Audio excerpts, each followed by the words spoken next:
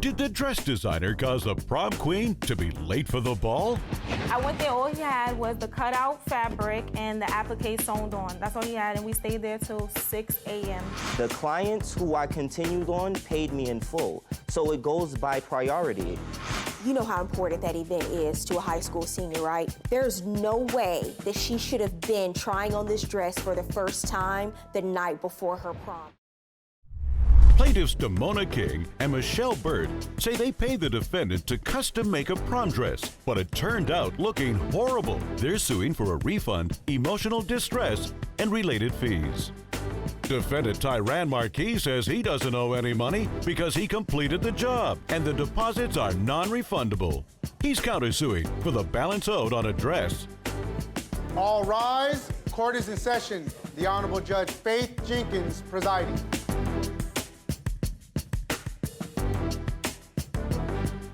Please be seated. Your Honor, the litigants have been sworn in. This is the case of Bert versus Marquis. Thank you, Juan. Michelle Bert. Yes. You and Damona King. Yes. Are suing the defendant Tyran Marquis. Yes. For $4,980 refund for a dress, emotional distress, and related fees. Yes, that is correct. And you are countersuing, sir, for $980 for the balance owed on a dress you made for the plaintiff. Yes. Okay, we'll start with you, Ms. Burt. Tell me what's going on here. Okay, what's going on? My daughter met the defendant through a mutual friend to have her prom dress made. She had saw some of his work, so what she did, she set up an appointment to go and see him to have this dress made. What do you do for a living? I'm a tailor. I'm also a student. I go to the Art Institute of New York for design. Very nice. How long have you been sewing? Since I was 8, my grandfather was a tailor for about 50 years. He was actually James Brown's tailor. And my uncle, who's from Africa, he's also a tailor. Okay, and do you work in a shop? I actually, my uncle owns a barbershop close to the city where I'm from. And New York? Yeah, and I rent the basement from him. That's where my studio is. Okay, let me see the samples of your work you submitted to court. What is this, sir? This What's is on a the sample screen? of my fall collection that I did in 2013, and this is the ad that I used to promote my collection for that season. You made all the clothes Yes. in the photo? Yes. Very nice. This is also a sample of my fall collection from the same year that I did. It was called Concrete Jungle. It's a wool cape coat. Okay, and how did you hear about him and that he could custom make prom dresses? I heard about Tyran from my boyfriend's sister, and I seen some of his work on Instagram. Got it. And did you hear that he was custom making prom dresses? Yes, I saw his work on Instagram, and he made long dresses, and he was making other people's dresses while he made mine. When did you first approach him and have a conversation with him about making a dress for you? The first time I met Tyran was late April. That's when we went to go get our measurements, me, my boyfriend, and his sister. Okay, go ahead. Tell me what happens. She went to him, she did give him a deposit. She showed him the picture of the dress that she had, and I have it right here also if you'd like to see it. Okay. The picture of the dress that she wanted. She gave him the picture, asked him, can you make this dress? He said, yes, I can make this dress. And what was the deadline? Okay, actually he said a week before the prom. When was the prom? The prom was June 4th. This is when the dress supposed to have been done, a week before the prom. And this was in April? Yes. Yes. Do the two of you have a written agreement? Oh, yes, they we do have a written contract. agreement. Okay, and that's from April too, right? Yeah. Yes, it is. Okay, let me see the dress. This was the design Yes. that you were supposed to be inspired by to make Yes. her dress. Yes, exactly. And there would be certain changes based on the color of her boyfriend's tuxedo Yes. to match his tuxedo. Yes. Okay, go ahead. When she immediately came to me, I explained to her that I was able to do the design, but a lot of people don't know when celebrities are, going to the Oscars, going to the Met Gala, the designers have, fresh special relationships with fabric mills. So they have access to fabric that I myself don't have access to. Oh, of course. I mean, that's probably a $10,000 gown. Exactly. And she's hired you to pay how much for it? $600. $600. So obviously it's not going to be the exact type of gown Eva Longoria had, but the design is inspired by that gown. Yes. So May I see a copy of the written contract that the two of you... You don't really think that she's going to get a $10,000 gown? No, I did not. But okay. may I say something, please? First of all, the price of the dress was not $600. And we want to tell the truth here in the court. Okay. The price of the dress range, if I recall it right, between $450 and $500.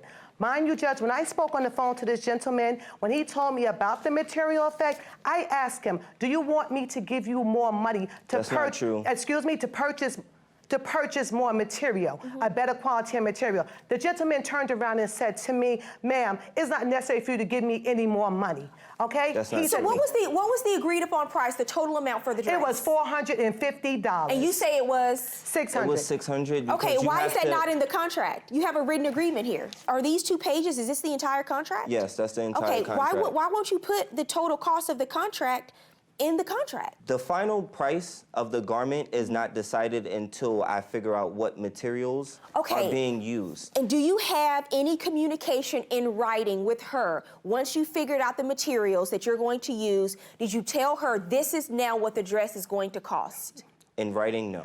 Okay, you say you told her that verbally? Yes. Okay, and now you see going forward that you need to send an email, a text, or something Yes. because we have 2 different prices Yes. in front of me today. According to this contract, she has to put half down. Yes. So how much did she give you? $180. How much do you say I you gave him him? $200. And you say that was the first day you showed up when you signed Yes, this that's contract? the first day I saw him. Okay, did you get a receipt? No, he never gave No, me you a did receipt. not. All right. Okay, so you say you gave him 200. You say that she gave you 180. And at that time, you didn't have the materials. No, we were supposed to go to the material Got store. it. Okay, I understand. Coming up was the day of the prom, the deadline for the dress. The dress was cut out. Was Yes. anything sewn? No, the appliques weren't sewn onto the dress. She's expecting to come in and at least be able to pick up the dress. And you're telling me all you had were cutouts? Plaintiffs Damona King and Michelle Bert say the prom dress Tyran made turned out looking horrible. They're suing for a refund, emotional distress, and related fees. Defendant Tyran Marquis says he doesn't owe any money because he completed the job. He's countersuing for the balance owed on a dress. Tyran did inform me that my dress wasn't going to look exactly like how the picture looked. I told him that that's all right, but the bottom of the dress is a big part of the dress in the picture. And I told him, can he make it like that, puffy and straight, like how she has it in the picture? He told me that he can, and I told him if he couldn't, then it won't be a problem. I'll just find somebody else to make my dress or try to find another dress if I couldn't find somebody who can make it. But you all came to an agreement. Yes, we And came to an going agreement. forward, I want you to take me to a week before the prom when you're supposed to pick up the dress. What happens? Okay, so May 31st we went. He had nothing to show me. On May 31st? Yes, May 31st. He had nothing to show you? No, nothing to show me. Is that true? It's not true, Your Honor. What did you show them on May 31st? I showed her the dress that was cut out and the appliques that I was going to put on the dress. The dress was cut out? Was Yes. anything sewn? The appliques weren't sewn onto the dress. Was anything sewn? No, it was cut out. 5 days before the prom?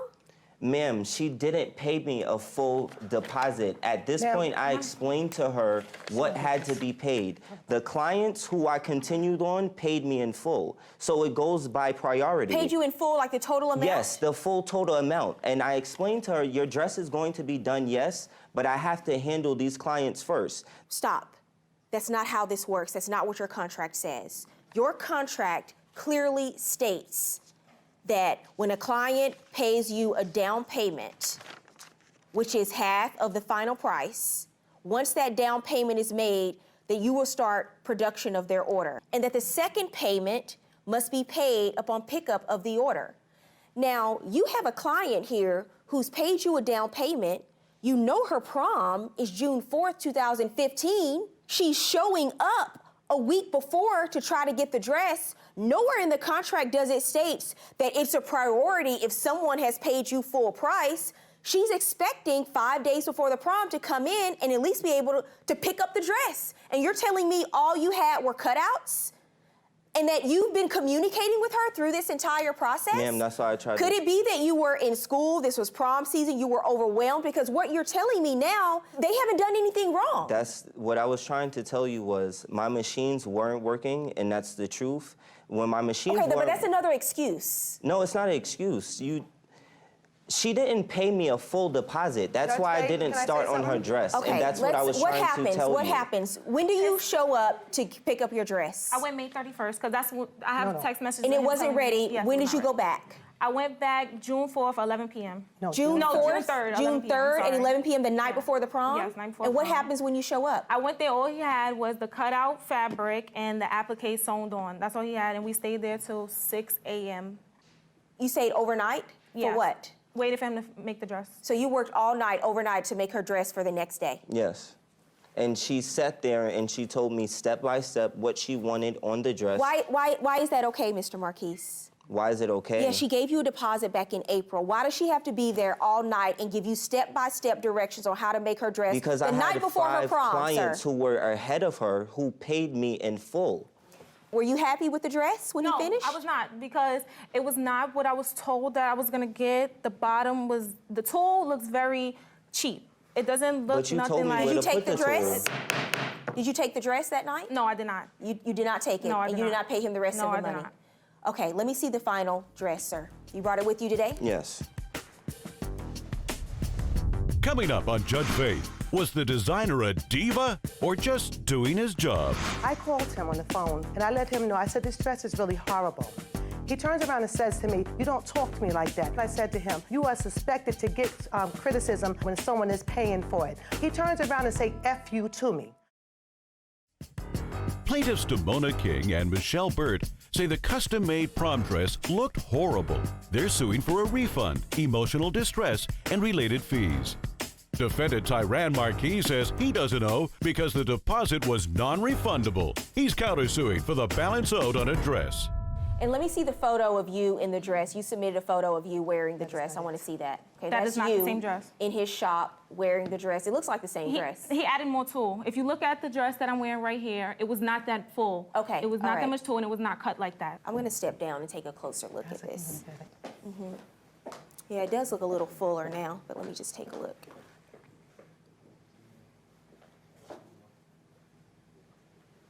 Okay.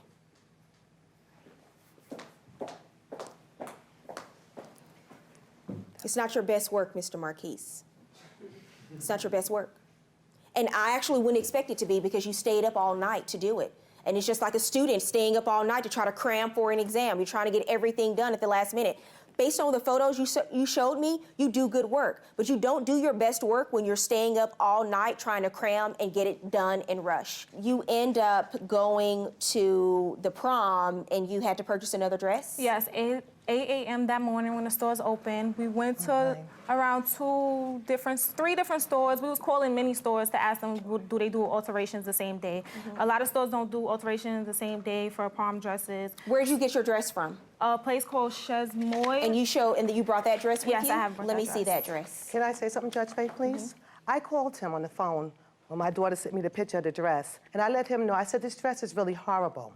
He turns around and says to me, you don't tell me things like that. You don't talk to me like that. I turned around and I said to him, in the field that you're in, you are suspected to get criticism from your work there when someone is paying for it. He turns around and say, F you to me, and then hung the phone up on me. I'm gonna tell you the truth, I did call back the phone and pick up the phone as Aunt answered, and I responded back and told him to say F you to him too. I did do that because I am entitled, if I'm paying for something, to have my judgment and tell someone how I feel about making someone on the morning of my daughter's prom when she was up 8 hours. You know how important that event is to a high school senior, right? Going Yes. to their prom, and it's her senior prom, it's her senior year. You know, you have one chance to get this right for them. There's no way that she should have been trying on this dress for the first time the night before her prom. It's inexcusable. It's inexcusable. There's no excuse. Clearly, based on the contract that you all entered into, you breached the contract, sir. She paid you half, and the rest of the money was due when she showed up. And it should have been due the week before. I mean, this is not someone who just showed up the night before and hadn't been in contact with you, or even according to your own testimony. She'd been in touch. So if the agreement was as you stated, then you should have something in writing to say, listen, as I have told you, We have spoken. I will not work on your dress unless if you want to amend the contract, then you do so in writing. You tell them, and that's why you have proof to me that it's actually an amended agreement. I will not continue working on your dress because I have other people who have paid full price. I am changing the agreement now, and unless you pay me full price, I won't continue working on your dress. You didn't do that. She doesn't have to agree to amend the contract to those terms. Both of you do. She clearly never agreed to that, and you don't have any proof that she did. Coming up, Judge Faith rules. And now, Judge Faith rules.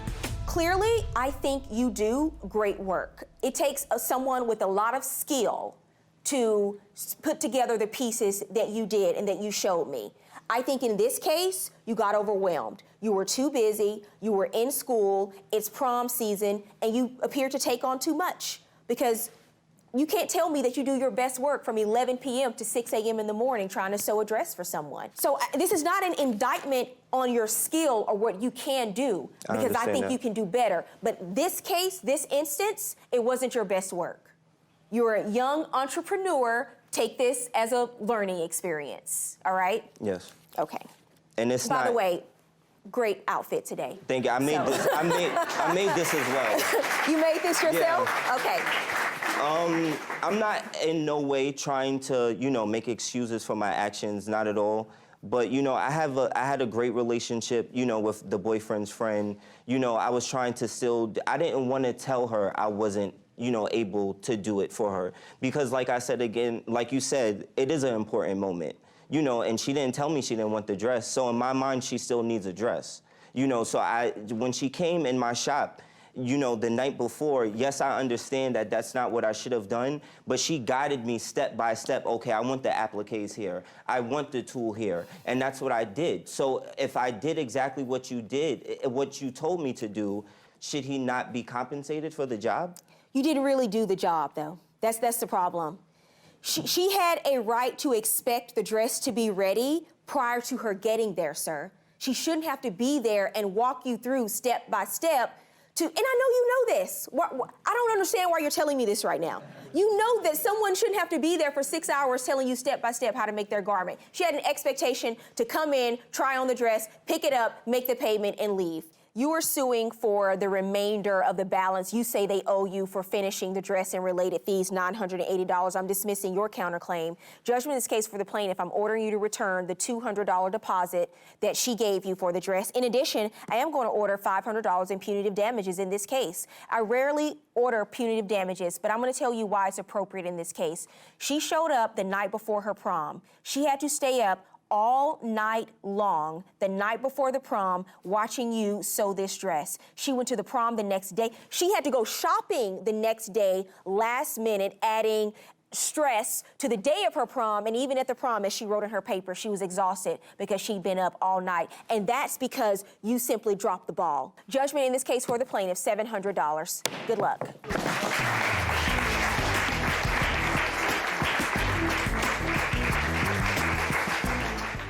When these two ladies try to make a deal online. So where do you get all of your high-end bags from? Through family, through stores, resale, flea market, all over. Okay, so these are your personal bags?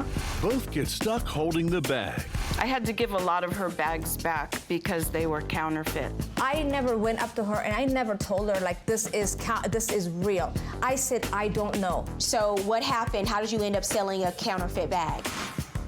And later, these two roommates need a judge to decide what to do about inventory. He had decided to help himself to some of that inventory. What kind of inventory? Edible marijuana. So if you were ever going to dress up and tell a judge you had some weed and a friend of yours took it, this would probably be the best way to do it. So I do give you credit for that. Thank you very much. Okay? Plaintiff Miriam Matai says she wanted the defendant to take over her business of selling designer bags on eBay, but never got paid for the sales. She's suing for money owed. Defendant Judy Ebner says the bags given to her to sell were either damaged or fake, and any profit was used in refunds to online customers. She's countersuing for the value of bags the plaintiff still has and harassment. Remain seated and come to order. Court is now in session. The Honorable Judge Faith Jenkins presiding. Your Honor, we have Attai versus Ebner. Thank you, Barbara. Miriam Attai, That's right. you are suing the defendant Judy Ebner for $2,500. You say she owes you money, profits from an online sale of handbags? That's correct. And you are countersuing, ma'am, for $1,400 for the value of handbags and for harassment? Yes. Okay, so I understand that the two of you entered into some kind of agreement where the defendant would sell handbags on eBay and the two of you would split the profit 50-50? Correct. Okay, so tell me how that started. How did you meet her? I met her July 2nd. I was just tired of doing all the eBay thing. I have a 2-year-old and it's taken all my time. And I was just looking for a power seller that can just buy the whole collection What that is I a have. power seller? I don't use eBay. What is a power seller? Somebody that is putting like 24 hours or 100% of their time in online selling. What do you do as a power seller? I don't know that I would consider myself a power seller, Okay. but I sell handbags on eBay. I assume you've sold a lot of bags on Yes. eBay? Approximately how It's many? been about a year, and I've probably sold about 500 in the Okay. year. All right. And you make a pretty good profit from doing that? No. No? Okay. You don't make a lot of money doing this. Okay. Yeah. So where do you get all of your high-end bags from? It's through family, through stores, resale, flea market, all over. Okay, so these are your personal bags? Okay. So yeah, I had these bags and I took it over to her and looking at her, I trusted her. I was like, you know, nice lady, nice house. I didn't think of anything like verbal agreement is fine with me. I didn't even think about contract. Okay, how many bags in total did you give her to sell for you on eBay? Over a 3-month period, I gave her about 50. She gave me back. She gave me about 20. Yeah. And you guys have nothing in writing. I have pictures. You have pictures from eBay of your bags, right? Show me what you have, proof of what she sold on eBay. I have them and all. ma'am, I'm going to ask you, Ms. Ebner, how many bags in total did you sell on eBay? Okay. I sold 15 for her. Okay, so that's the same amount that she says you sold. Yes. All right, so that we're in agreement on. Yes. I had to give a lot of her bags back because they were counterfeit. And you can't sell counterfeit bags. How many bags were counterfeit? And when did you find that out? Every time she would So the give bags me... weren't, all of them weren't real? I told her like maybe 2 or 3. I wasn't sure about if they're real or not, but I told her, do your research before you list them because I wasn't sure. I did whatever I can as far as like knowing if it's real or Okay, not. did she tell you that? She said they might not, but she was pretty sure they were all real. Okay, all right. So I did my research. So what happened? How did you end up selling a counterfeit bag? I didn't. I took it down before it ever got sold and gave it back to her. How did you find out it was counterfeit? 2 bags, I got messages from actual eBay buyers that said, do you know this bag is counterfeit? And they said, this is why. Wow, okay. And I said, thank you, because if eBay had come to me and said that, they would have suspended me. Right. But why did you continue to sell? Because at that point, I would be uncomfortable selling uncomfortable. bags on her behalf, but you continued to sell. I had bags that were listed that I knew were good. And I went ahead and left those, gave her back the ones that were in question. Anytime she brought me anything new, 90% of them I gave back. They were either too damaged or they were counterfeit. Okay, so why did she only get $100 from the sale of 15 bags? There are the costs that are involved, the eBay fees, which you get listing fees and you get selling fees. That all has to come out of the net amount that the buyer pays. So I divided the fees, everything was 50-50. And so she only got $100 from the I sale gave her of 15 $100 bags? in cash because she would only take cash from me. And what I wanted to do was pay her through my PayPal account. Ma'am, my question is this. Yes. We're here today, and my question is, she only got $100 from the Yes. sale of 15 bags. Yes. Okay, that doesn't sound right to me. No. Okay, where's the rest of the profit? Coming up on Judge Faith, who's making shady, threatening phone calls to settle this matter? She had somebody with a Middle Eastern accent left a message on my voicemail. It was the sound of a police car siren. I was afraid to go outside. I didn't know what she was gonna do next. Because my background, Middle Eastern, she thinks, what, I'm gonna bomb her house or do something like that? And later, Judge Faith discovers candy and inventory.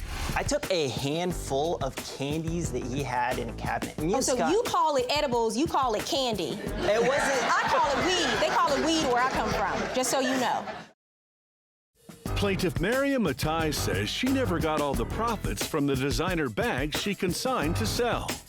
Defendant Judy Ebner counters that the bags were bad and all profits were refunded to angry customers. The rest of the profit, I gave her about 30 bags. I have a list of them. She was going to take them to a swap meet in Niles Canyon. They do it every year. It's a big annual sale. She was going to take all the bags that I gave her. They were none of hers to begin with. The 15 bags you sold on eBay. I understand, but we You were made gonna a profit from those 15 bags. The She was profit- supposed to get half of that profit. The profit came down to being $553.32. And what was your issues with the numbers in the spreadsheet? Oh, yeah, it's all wrong. The buyers pay for the shipping. Why am I being charged for shipping? I don't understand. It's right there on the listing. It says buyer pay for shipping. Even though the buyer pays for shipping, Excuse me, I wasn't done. still have to pay for shipping. She gets free boxes, priority, like UPS or United Postal gives it for her for free. She charged $9 per shipping. That how much it really costs. I have done eBay and I've done it for a while. Charges the customer $14, pockets the rest of the money, and still charges me for shipping. Like, it's not enough that she's already taken this money from me. And second of all, the piece of piled junk that she gave me, if I want to get rid of my own purses, why would I want to take her junk and sell it to the flea market and make her money? Well, because I'm trying to figure that out as well. You say, because your counterclaim is about, you say you gave her some purses to sell. Yes. And I'm trying to figure out how that happened. Did she not give you anything? Is that your testimony? Look, I walked into her house. She goes, hey, you know, these purses, they didn't do well for me. Do you have any niece and nephew? Want to give it to them? I'm like, you know what? I don't want to take it. And then again, she's like, you know, why don't you just take it? I'm like, I don't need it. I have nowhere to put it. What am I going to do with it? Oh, you know what to do with it. I'm like... That's not what happened. She said she would take them. I said, fine, here's a whole, but they were all very nice designer purses. And she's going to sell them at the swap meet. And split the profits. I'm sorry, designer purses? They were Target and Kmart brand. What's designer purses to you? But what evidence do you have that there was an agreement between the two of you that she would sell 30 of your designer handbags at a swap meet? It was just verbal. Okay. What's your counterclaim for harassment about? She had somebody with a Middle Eastern accent actually called me and left a message on my voicemail. It was the sound of a police car siren. And then the second call was about 2 days later, the same Middle Eastern man with the same voice, same accent, left a message on my phone saying that he was from eBay Security. What does a Middle Eastern accent sound like? That's what I want to know. Is she like discriminating, or is she being like, I don't understand? I was afraid to go outside. I didn't know what she was going to do next. Did you call eBay Security on her? Middle Eastern, because my background, Middle Eastern, she thinks, what, I'm going to bomb her house or do something like that? That's just totally harassing me in that kind of way, like saying that, hey, you're Middle Eastern and you're harassing me and I'm afraid to go outside. That is baloney. I've never even, no. Okay. That's a low blow. That's like really a low blow. I was just identifying his accent. It's the same as hers. Okay. Oh, so I got a twin now. Do I have a twin brother, whatever? I don't have anybody that would do something like that. Okay, Miss Atta. That just makes me really mad. And then she has 5 more of my bags that wasn't sold and 5 more that she did not list it on. Upstairs. She can have them back anytime. The bags are here? Yeah. Look, bring the bags down. Give the bags back to her. Oh, yeah. Is that it? Is that it? Those and are her the 5 pile of bags? junk is in my trunk. This is perfect. You all brought the items with you to court today. Thank God. Bring them in. We're going to make the exchange. We're going to go our separate ways as of today, okay? Thank you.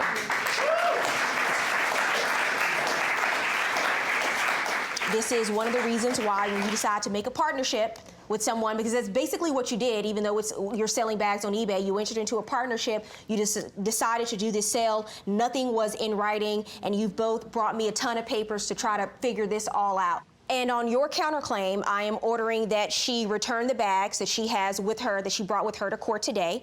And for your harassment claim, ma'am, I do not find that you have provided enough evidence sufficient to prove that the plaintiff harassed you. My judgment in this case is for the plaintiff in the amount of $828.35. That's what you owe her, ma'am. Have a good day. Thank you.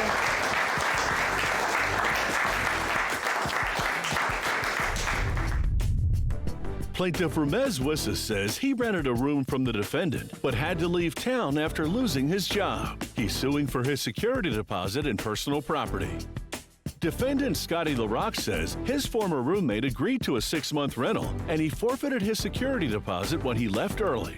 Ramez Wissa? Yes. You were suing the defendant, Scotty LaRock? Yep. How do you say your last name? LaRock. LaRock? Okay. For $1,280 for the return of a security deposit and a value of a television? Correct. Okay, so we'll start with you, sir. What's going on here? Yes, so I moved in with Scott in November of 2013. I gave him a deposit, which I have proof of right here. Okay, did the two of you sign a lease? Yes. Do you have a copy of that lease? I do not have a copy of the lease. Did he sign a lease? No, we didn't sign a lease. There was no lease roommate signed. agreement or anything like No. that? Okay, why do you say you did and he says you didn't? Well, we did, and it was a month-to-month lease, month-to-month agreement, Well, what was the agreed upon monthly payment?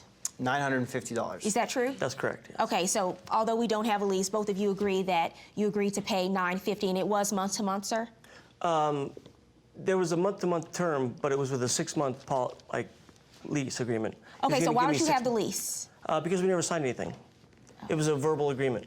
Okay, but that's With a- not how, when you don't have a signed agreement, by default, leases are considered to be month to month. Right. Just so you know. Right. All right. If you want someone to agree to stay with you for 6 months, you have to have a written agreement. Okay. So what's going on here? You move in. Is he a good roommate? What's going on? He was great. I mean, the situation was fine. I really liked the apartment, but I had to switch jobs, so I didn't know what city I was going to end up in. So I just basically gave Scott notice in December that I'm going to have to move out. How many days notice did you give him? At least 30. Okay, and did he give you that notice, sir? Yes, he did. All right, so tell me what's going on. Why did you keep his security deposit? The reason that I kept the deposit was he didn't stay the agreed upon 6-month period that we had agreed upon. I don't want to deal with looking for another roommate and all the stuff that goes into that. And something happened right before I moved out that kind of miffed me a little bit. Coming up on Judge Faith, there's still the TV. What's the issue with the television? Why do you still have the TV? He left it there. I took it as a parting gift after everything that happened, and he didn't stay there for 6 months. Sir, if you took it, it's not a gift. If you took it as a parting gift, it is not a gift. You do understand that, right? Plaintiff Ramez Wissa says he is due a return of the security deposit and TV set after moving out. Defendant Scotty LaRock says the plaintiff skipped out on a verbal lease, so he doesn't owe anything. A friend of mine had left some inventory at my house for his edible company that he has for What kind of inventory? Edible marijuana. Okay. And Ramez, he had decided to help himself to some of that inventory. The plaintiff? And I found it, and I asked him about it, and he's Wait. How did you find that he had helped himself to some I saw inventory, it as you put it? in his bag. How did you see it in his bag? Because his bag was open, and it was sitting in his bag. So his bag was open. Yeah. It was in my room, actually. In He his went room? in my room. And you saw some edible inventory, as you call it, in his bag. Correct. Okay. And so what did you do upon seeing Well, the I inventory? confronted him about it, and he said, I didn't think you would care. I took a handful of candies that he had in a cabinet. Me Oh, and so Scott, you call it edibles, you call it candy. It wasn't. I call it weed. They call it weed where I come from, just so you know. It wasn't even for my own personal consumption, just to be clear. Just to be perfectly 100% honest with you, Your Honor, I do not enjoy any of those things, but I had a friend who was taking me to the airport who happened to maybe like them. So I took a couple, and me and Scott, Scott would, help himself to my beers. Like, we didn't have a, tight, So I guess if you're ever going to come to court and tell the judge that someone took some of your weed, right, this is probably the best way to do it. I'm going to read a part of your answer. You wrote, when I came home that day on Super Bowl Sunday, I noticed that Ramez had some marijuana paraphernalia in his bag. The edibles belong to a friend of mine that owns a medical marijuana dispensary. He had left some of his inventory in my apartment. That's correct. I confronted Ramez about the edibles, and he said, oh, I didn't think you needed it. So if you were ever going to dress up and tell a judge you had some weed and a friend of yours took it, this would probably be the best way to do it. So I do give you credit for that, okay? So, but you know that that is not an issue. Yeah. That I am going to deal with in this court. You understand?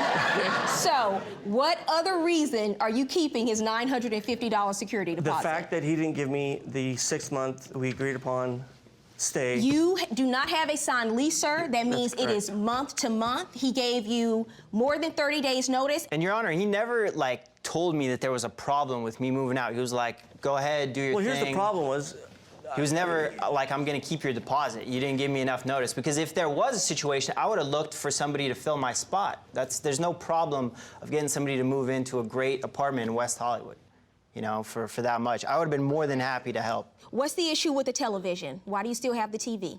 he left it there. I took it as a parting gift after everything that happened. And he didn't stay there for 6 months. Sir, if you took it, it's not a gift. If you took it as a parting gift, it is not a gift. You do understand that, right? You've been smoking too much. I don't smoke. Ask him, I don't smoke. You've been smoking. And now, Judge Faith rules. In order for you to keep his security deposit, you can't do it because he annoyed you, because you didn't like him, or because he tried to take some of your edibles. Okay, that's not a reason you keep a security deposit. If he didn't owe rent, if he was breaking the lease, those would be reasons, but the reasons you have given me are not sufficient. So I am going to order you to return his security deposit in the amount of $950. Okay. As for the TV, how old is your Vizio TV? It was given to me as a gift about... It really was. This is a real gift, though. Somebody bought me a real gift. So this TV is clearly the gift that keeps on giving. Right. Okay? When was the TV given to you? It was given to me a month before I moved into Scott's apartment. So how old was it? How old is the TV now? October 2013. So about a year. Okay, so I'm going to order him to pay you $100 for the television, sir. So my total judgment in this case is for the plaintiff, $1,050 plus court costs. Good luck.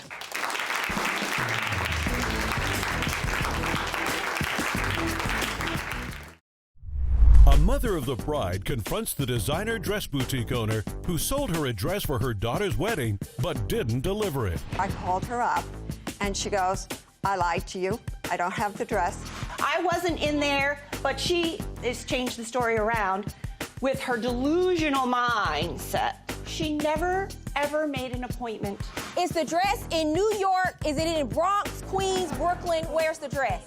What happened to the dress? Where is the dress? Plaintiff Anne-Marie Timms says she purchased a sample dress from the defendant but never received it. She's suing for the value of a dress and related fees. She's accompanied in court today by her daughter, Erin Timms. Defendant Sue Wagner says Anne-Marie is a momzilla and her dress shop has a strict no refunds policy. She's countersuing for harassment, slander, and defamation of character. All rise. Court is in session. The Honorable Judge Faith Jenkins presiding. Please be seated. Your Honor, the litigants have been sworn in. This is the case of Timms versus Wagner. Thank you, Honor. Anne-Marie Timms? Yes, ma'am. You are suing the defendant, Sue Wagner? Yes, Your Honor. For $2,235. Yes, ma'am. $525 of that is for a dress you say you purchased from the defendant that you never received. Yes, ma'am. And the remainder of your lawsuit, you want her to pay for a new dress that you had to purchase, in addition to alteration fees. A cheap dress. Ma'am? It was a cheap dress. Okay, I'm just discussing her lawsuit, what she's suing for. Take just your telling hand the off truth. your hip, stand up straight in court, and don't interrupt me, and don't roll your eyes at me. You know I can see you, right? You're starting off really poorly today.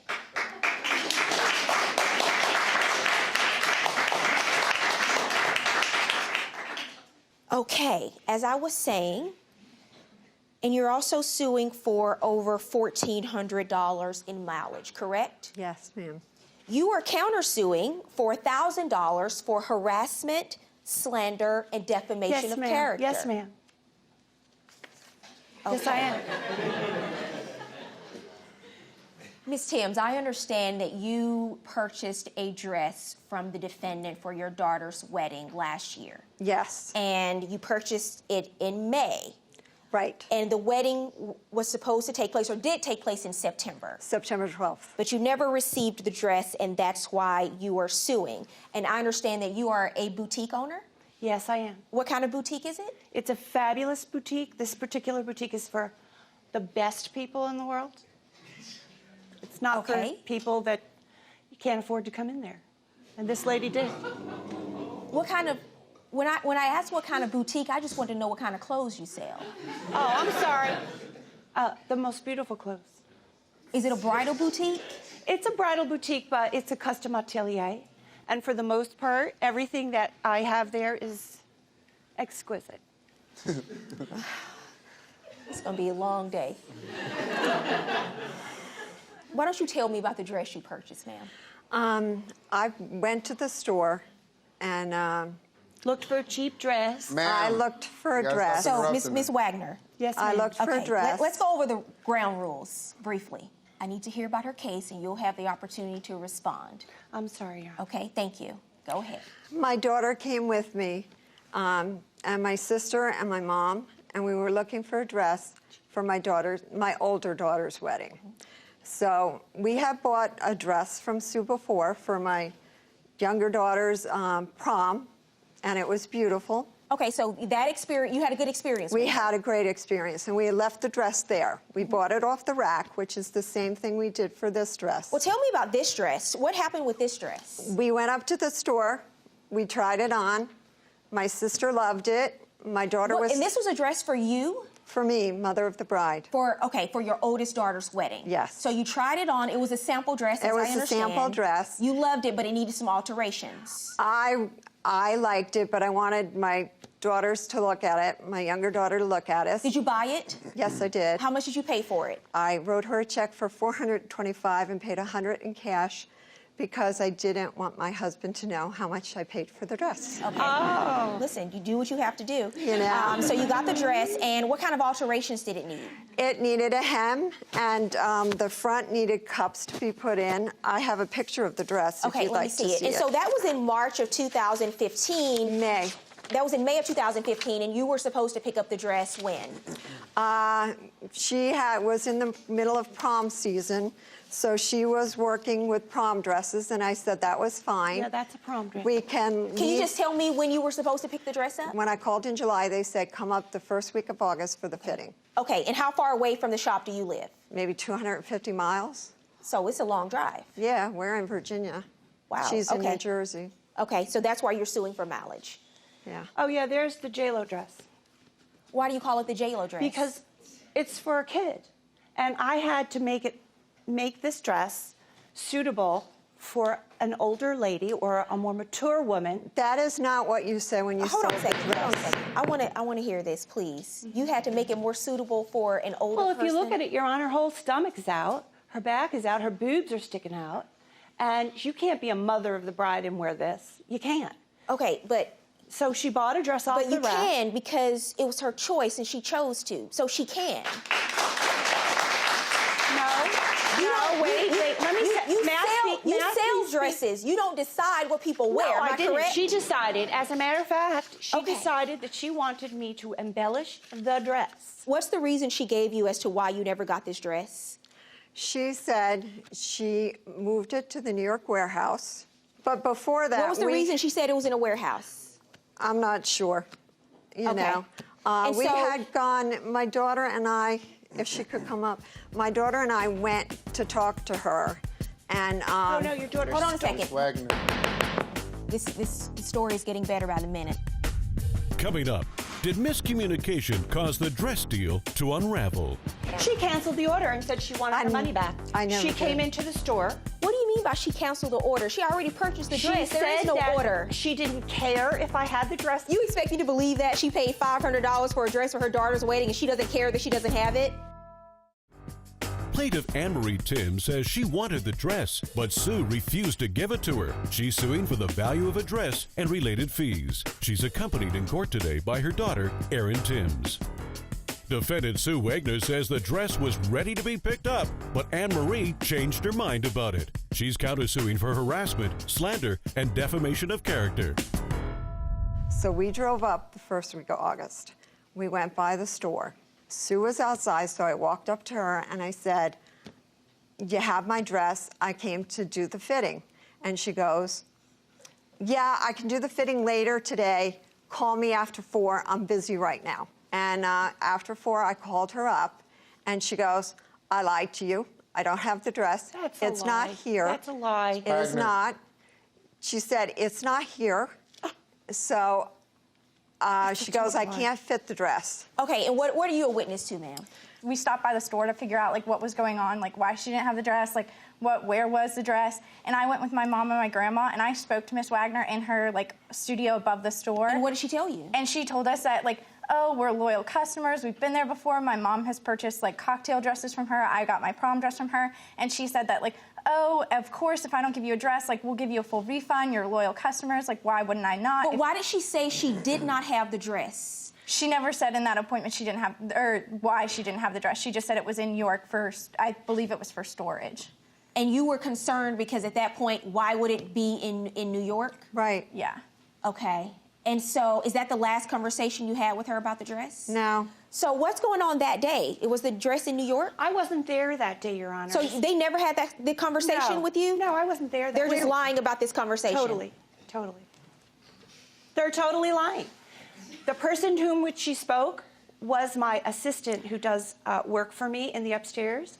And my assistant called me and said that they had bombarded upstairs and knocked on the door and said, "Oh, I know you're in there, Susan." So they were looking for you. I know you're in there, but I wasn't. Okay? I wasn't in there, but she has changed the story around with her delusional mindset that, number one, it wasn't a custom order anymore because it was a sample. But it's a sample for J-Lo, not for you. Whether or not you think this dress is appropriate for her or not is irrelevant now that you've taken her money. Yes. You understand? Yes.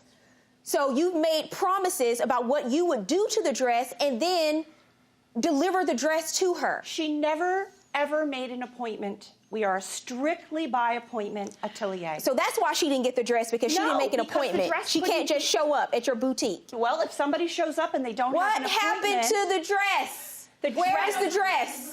The dress was at that time, a year ago, was at that time in New York City. Is the dress in New York? Is it in Bronx, Queens, Brooklyn? Where's the dress? It's in Manhattan. What borough is the dress in? Manhattan borough.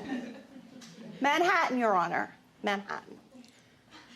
Why could you not deliver this dress to them, ma'am? She canceled the order and said she wanted her money back. I never She did. came into the store. What do you mean by she canceled the order? She already purchased the dress. There is no order. She didn't care if I had the dress. You expect me to believe that she paid $500 for a dress for her daughter's wedding and she doesn't care that she doesn't have it?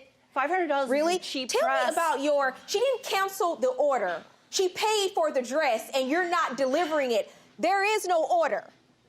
$500, you may think $500 is a cheap dress, but to a lot of people, $500 is a lot of money to pay for a dress. It is.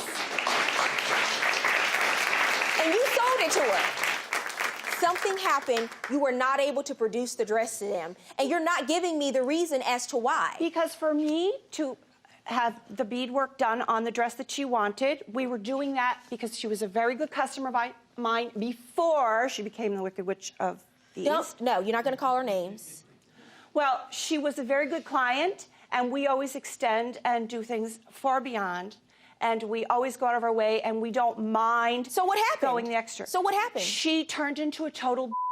Hey, watch your language. All right, we're done. You won't give me a straight answer about this. You won't give me a straight answer. Every time I ask you a question about what happened to the dress, you're telling me she canceled the order. Well, no, she didn't. She already paid for the dress. You're telling me that you had to do work on it, and the work was too difficult. You're giving me, then you're saying that she was too difficult. When you are ordering a dress for a wedding or a special order... Please tell me about your counterclaim for harassment, defamation of character, and slander. Coming up on Judge Faith, did frustration over the missing dress cause the mother of the bride to become a bully? She hasn't left me alone for a year. I had to have an attorney take phone calls. She's continuing to harass me on the internet. What does she say on the internet? Lies. Do you have evidence of the Facebook post? Plaintiff Anne-Marie Timms says she was forced to buy a second dress after Sue failed to deliver. She's suing for the value of a dress and related fees. Defendant Sue Wagner says Anne-Marie tried to use social media to ruin her designer dress boutique's reputation. She's countersuing for harassment, slander, and defamation of character. Yes. How does she slander you? She hasn't left me alone for a year. I had to have an attorney take phone calls because she contacted several different people to call me. The daughter called me and hung up on the phone. The sister called me and said, I'm coming to the store to get my money back. The thing is in my store... And that's harassment to you? It is because... It sounds like someone following up on a $500 dress. We have a rule. That she paid for. So we have a rule in our store that you cannot cancel your order. You can't. It's our rule. You mean you can't get a refund? Then give her the dress. You know we wouldn't be here if she had the dress she paid for, right? She can have the dress. So you're saying no refunds, but that means for people who actually get the merchandise. She can you have do the understand dress. that, right? Well, she canceled it well before the wedding, and in the state of New Jersey, Ma'am, can you tell me about your defamation claim, please? Because she's continuing to harass me on the internet. She's a dissatisfied customer. Facebook. What does she say on the internet? Lies, total lies. What's the lie she told? She never said that she canceled the dress. Do you have evidence of the Facebook post? My mother doesn't have a Facebook. I don't have Facebook. So I don't use Facebook. Who do you allege was writing on Facebook about your boutique? It was probably her daughter. And you say the messages were what? That they were everything you can say about a shop that was a total lie. Give me, your defamation claim can't be everything you can say about a shop. You have to give me specifics. Oh, don't go there, blah, blah, blah. I don't know what blah, blah, blah is. Well, don't go there to the store because she'll steal your money. That's kind of what happened. I didn't steal her money. I didn't steal her money. Yes. She made a special Okay, you order understand and she with a canceled. defamation claim, and because now with defamation cases, it's all about what happens on social media in a lot of these cases. So you're saying that she made, you have to be able to allege to me she made a false statement, knowingly made a false statement about you and your business. Yes. I have a woman here who paid $525 for a dress that she never received. And then she's Miss Wagner, and you've given me all these reasons various reasons as to why she didn't receive it, and none of them are valid, legitimate reasons. So her saying this woman stole my money is kind of the truth. You are then suing, though. You want her to pay for the other dress that you had to buy for the wedding. Yes, I did. Okay, well, I'm not ordering her to pay for the new dress. Okay, that's fine. And you're saying they never came up the first week of August? Okay, but even if they didn't, why didn't you send them the dress that's already paid for? I called her and I said, I will have this dress shipped to you. And that way we don't have to worry about it. You know what her answer was? Oh, no.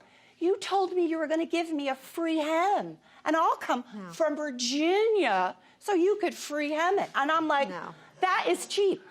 Okay, so what happens when she shows up to pick up the dress then, if you have it? She told me not to ship it, that she was going to come up and pick it up. So when she got to your shop... She said, I don't want the dress. I want my money back. Okay, I don't believe you, ma'am. I just don't believe you. I don't believe that. I just don't believe it.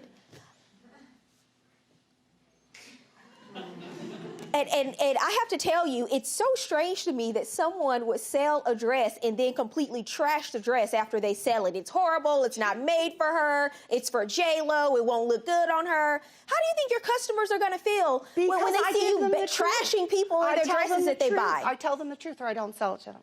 Really? Yes. So you tell the truth before or after you take their money? I always take the money first. Oh, there you go. At least she's honest about it. At least she's honest about it. Coming up, Judge Faith rules. And now, Judge Faith rules. Something happened to this dress. We're never going to know. That's between you your assistant at the shop, or whoever else, because you're never going to tell me. I get that. She's never going to know. I'm never going to know. But something happened to that dress between the time that she purchased it and paid for it and the time period that she got to your shop in August. And just as a reminder as to what you said in your complaint, which you didn't mention at all today in your testimony, that the dress would be ready the first week of August, but you were hesitant to give her the sample dress because it was too tight, so you ordered a fresh one. The new dress was the exact same as the sample dress, and you didn't think it would be a big deal. So you know what you did with the old dress. You didn't have it anymore. My judgment in this case is for the plaintiff. I'm going to order you to refund her money, $525, which is what she paid for the dress plus the alterations. In addition, I'm going to order you to pay for $100 for gas for the plaintiff because she drove to your shop and I think you knew that she didn't have it, in addition to her court costs. So total judgment in this case is for the plaintiff in the amount of $625. Good luck.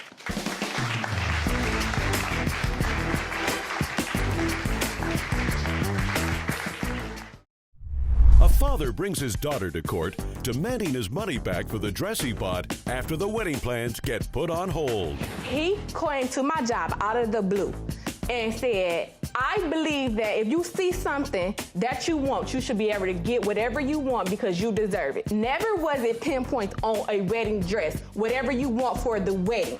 You don't disrespect me, and I've been there from day one. It's like everybody is praying on my downfall for this situation That's not to work. True. You understand what I'm saying? Why do you say that? Don't say that, because that's not true, y'all, and I'm sorry. That's not true. I love her. Here's one thing I do know. I'm never going to dinner at y'all's house because... Plaintiff Brian Branford says he gave his daughter money for the sole reason of her wedding, and now the wedding has been called off. He's suing for the return of money for a wedding. He's accompanied in court today by his wife, Coretta Branford. Defendant Alicia Quinney says she doesn't know because the money was spent on the wedding and cannot be refunded. She's accompanied in court today by her mother, Kim Quinney. All rise. Court is in session. The Honorable Judge Faith Jenkins presiding. Please be seated. Your Honor, the litigants have been sworn in. This is the case of Branford versus Quinney. Thank you, Juan. Brian Branford. Yes, ma'am. You are suing the defendant, Alicia Quinney? Yes, ma'am. For $3,000, the return of money for wedding expenses? Yes, Your Honor. Okay, why don't you start from the beginning? Give me some background on you. Okay. This is my daughter, Alicia Quinney. From day one, I've been there her whole life. Been a good dad to her, tried to be the best that I could be for her. Never had to pay no support or anything like that. Just been real close with her. Okay. You know, and... Let me hear from you, Ms. Quinney, before we get to the case. Let me hear from you. Give me some background. What's going on here? Okay, I really don't know why we're here. We're here, he's a good dad, yes, but he has controlling issues, but this has been his character. 16, okay, he bought me a car, he took it away. He gives gifts, and if things don't go his way, he likes to give them back. Did you grow up in the same household? No, separate households, but always been a great dad. You know, so we here for $3,000 back that he said was a loan. Okay, tell me what happened. Okay. Her and her fiance, she came and told me that they were getting married in January. So we go over to the house, me and my wife go over to the house, and she tells me the wedding is gonna be $16,000. I said, well, I don't have that much, but I will give you 10. Okay. 5 in June and another 5 in January. Okay. Did you know her fiance? Did you like him? Had you met him before? He lives out of town, you know, but if she wanted something, then I was there to make sure that it was You were gonna be happy okay. because she was happy? I was happy because she was happy. And this is the first time she's been engaged? Yes. Okay. Every day we talking. She telling me, well, Dad, what's my dress budget? I said, well, listen, go look for dresses. So she started looking for dresses. And she comes and says, well, I've been looking and found a dress and all this. So March the 11th, I go to the bank and I take $2,800 out. I take it up to her job. And I give it to her. I said, now you can go get your dress. Okay. And so you were giving her this money for the dress, right? Yeah, I was giving her the money for the dress. And so that was the discussion at the time. Here's the money for your dress. Go get it. And how much was the dress total? The dress total was $2,350. Okay, so you gave her $2,800 at the time to Yes, Your cover Honor. dress and expenses. You said you'd give her another $2,000 in June. Yes. You're giving her the money, the $10,000 total in increments, right? Yes, ma'am. Okay, go ahead. So in May, me and my wife, she's looking on Facebook. I don't get on Facebook. That's her. She get on Facebook about her account. You saw something on Facebook? Yes, Why don't you step up and come over? What's your name, ma'am? Coretta Bradford, Your Honor. Bradford. Okay, Miss Bradford, tell me what you saw on Facebook in May. Well, in May, I just was looking on her Facebook, and before then, she had tons of pictures of her and her fiance and wedding countdown and everything. It was full of love between her and her fiance. And that particular day, I didn't see anything. She had changed her profile page, and he was non-existent. And He'd been scrubbed from the page. A ghost. He was a ghost. It was over, and it was done. So I looked at that. I'm like, whoa. So when you saw there were no photos, you knew there was a problem. So I mentioned to him, I'm like, well, I don't see anything on Facebook about her fiance. He's just like gone, like he never existed. And then that's when he spoke with her. Excuse me. So that day, she calls me and says, Dad, what do you want for your birthday? My birthday is the 29th of May. I said, oh, I don't want to talk about my birthday. I want to talk about your fiance because it's no pictures on here or nothing, and I'm due to give you $2,000 more in another week because I told her 1st of June I was going to give her the money. What did she say?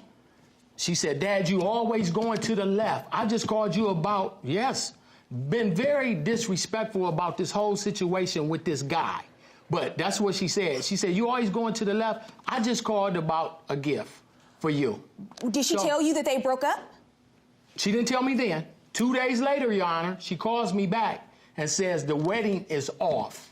She did not say that. Right. Yes, she did. No, you wasn't nowhere around, I was on the phone. I'm sorry, ma'am. Yeah. Ma'am, who are you? I'm her mother. Yeah, she wasn't nowhere around, miss. Okay, so the two of you were divorced? No, we was never married. We was never married. We just have a child together. And been very close the whole time. The whole time. True. Miss Quinny, tell me what happened. Okay, this is the conversation. Me and my dad talk every day. Understand that we had a close relationship. Never was it the money that I'm giving you is for the dress. He claimed to my job out of the blue. He says, here is $2,800, count this. I believe that if you see something that you want, you should be able to get whatever you want because you deserve it. For your wedding? For my wedding, his exact words. Never was it pinpoint on a wedding dress, whatever you want for the wedding. The reason that he came to the job and gave me the money is because recently in January when he was supposed to meet my fiance, he acted a mess. Came to breakfast, looked and said, hello, because he was mad he didn't get to meet him first. What do you mean meet him first? Meet him first because my mom and my stepdad met my fiance first. So what happened at the breakfast? Did he cool down and was it a cordial breakfast? No, we didn't talk at all. Coming up, new details emerge about the broken engagement. Answer my question. No. Did you ever tell him that the wedding was off? No, ma'am. Did you use those words that you told him the wedding was just postponed? No, ma'am. Plaintiff Brian Branford says the wedding's been called off and he wants his money back. He's suing for the return of money for a wedding. He's accompanied in court today by his wife, Coretta Branford. Defendant Alicia Quinney says she doesn't know because the money was a gift. She's accompanied in court today by her mother, Kim Quinney. So we're here because you paid $3,000 towards the wedding. Did you and your fiance break up? Did you call off the wedding? Okay, so the wedding is postponed. We're not broken. Oh my God. I'm sorry. Did you tell them? Did you tell them? Did you tell them? Text your I'm sorry. Ma'am. I'm sorry. Did you tell them that the wedding was off? No, I told my dad, listen, how they say it's a family thing, right? So him, my auntie... Did you, just answer my question, No. Did you ever tell him that the wedding was off? No, ma'am. Did you use those words that you told him the No, wedding was ma'am. just postponed? No, ma'am. You never told him that? Yes, I said the wedding is You postponed. said postponed. Yes. Okay, you say she told you what, sir? She said that the wedding is off, Dad. Listen, and this is what she said. I know how you are about your money, so I'm going to try to sell the dress. I'm going to call them people. I'm going to call the dress people and try to see if I can return the dress to them. Let's assume, for example, that she told you the wedding was off, but now they're back together and the wedding is still on and it's being postponed. I wouldn't be here, Your Honor. So you think she's lying that she's still engaged to this man? I don't know. You know what? She may be engaged, but I will tell you one thing. She told him that the wedding was canceled. And if you thought that the wedding was not, if you thought it was postponed, as you're saying, why are you trying to attempt to return this dress and make a payment arrangement with a specific date to pay and a specific amount to pay if you did not think that you... Did you do that? Listen, he Yes, called you me. did do that. Yes or no? Yes, you did. I got it right here, y'all. Yes, Did you do that? Honor, Did no you do that? bill. Oh, wow. Did you try to return the dress? No, Your Honor. You never did that? No, Your Honor. Wow, she's lying. What do you have to say, ma'am? It's on a postpone, she said. And I was like, well, you know something, Alicia, if this is what you decide, I'm hungry because I don't want you to marry somebody that you're not sure about. Right. It's like everybody is praying on my downfall for this situation That's not to not work. true. You understand what I'm saying? Why do you say that? Don't say that, because that's not true, Your Honor. I'm sorry. terrible. That's not true. I love her. If you loved her, you wouldn't have her here for no money. Wow. Listen, this dress was purchased for... Sit in the timeout. Have a seat, ma'am. Have a seat. Here's one thing I do know. I'm never going to dinner at y'all's house because it wouldn't work. It wouldn't work. So all of you used to get along at some point? Yeah. Is that what you're telling me? On vacation. The two of you have been on vacation together? Together. And Yes we or no? never act like this, Your Honor. Y'all been on vacation Never. together? Listen, people, Listen, we Your call Honor, each other as a gift sisters. for my This is daughter and my terrible. grandbabies, I know what gifts are. I know it's very emotional, but if the two of you feel like you need to leave so I can finish the case. No, I'm going to listen. I'm Okay. going to keep quiet. Coming up on Judge Faith, miscommunication causes more confusion amongst the family members. And he still have never asked me how do I feel. He doesn't care because it's about Brian Branford. If I say I'm not getting married right now, ask me a question. Why? What's going on? Never. How? When you pay me my money back? Plaintiff Brian Branford says Alicia is making excuses not to pay him back. He's suing for the return of money for a wedding. Defendant Alicia Quinney says her dad's crazy and he's not getting a dime back. My question for you, before all hell broke loose up in here, you said that you felt that your family, they were rooting for the downfall of this relationship. Which they were. Why did you postpone? Why did you feel the need to postpone the wedding? Because this is the thing with me. I hate stress. I'm stressed out. I'm trying to do a lot of things, trying to move out, all that stuff, find a new job and all that stuff. So I'm just stressed. So at that moment in time when me and my fiance are having a conversation, I'm like, we just got too much going on. You know what I'm saying? Trying to please everybody. Because I'm the only daughter. I'm the oldest. So it's already, it is what it is. So I'm like, let's postpone his wedding. But that didn't have nothing to do with him acting the way he acting. So the wedding is postponed. I understand that, but my Okay. question to you is, so you postponed it because it was a stressful time? Yeah, it's too stressed. What It's is it? too Do you have a stressful. new date for the wedding? No, we don't. So you haven't selected. What you know this is normal, right? I mean, this happens all the time. I hear your reaction going on over here, sir, and you're turning your back. I'm asking these questions. This happens often when people postpone. But this is not about you right now. This moment, this question I'm asking her right now is not about you. I'm asking her about a personal life choice she made to postpone her wedding and why. It happens. Just because she's testifying to that doesn't mean there's some big conspiracy going on.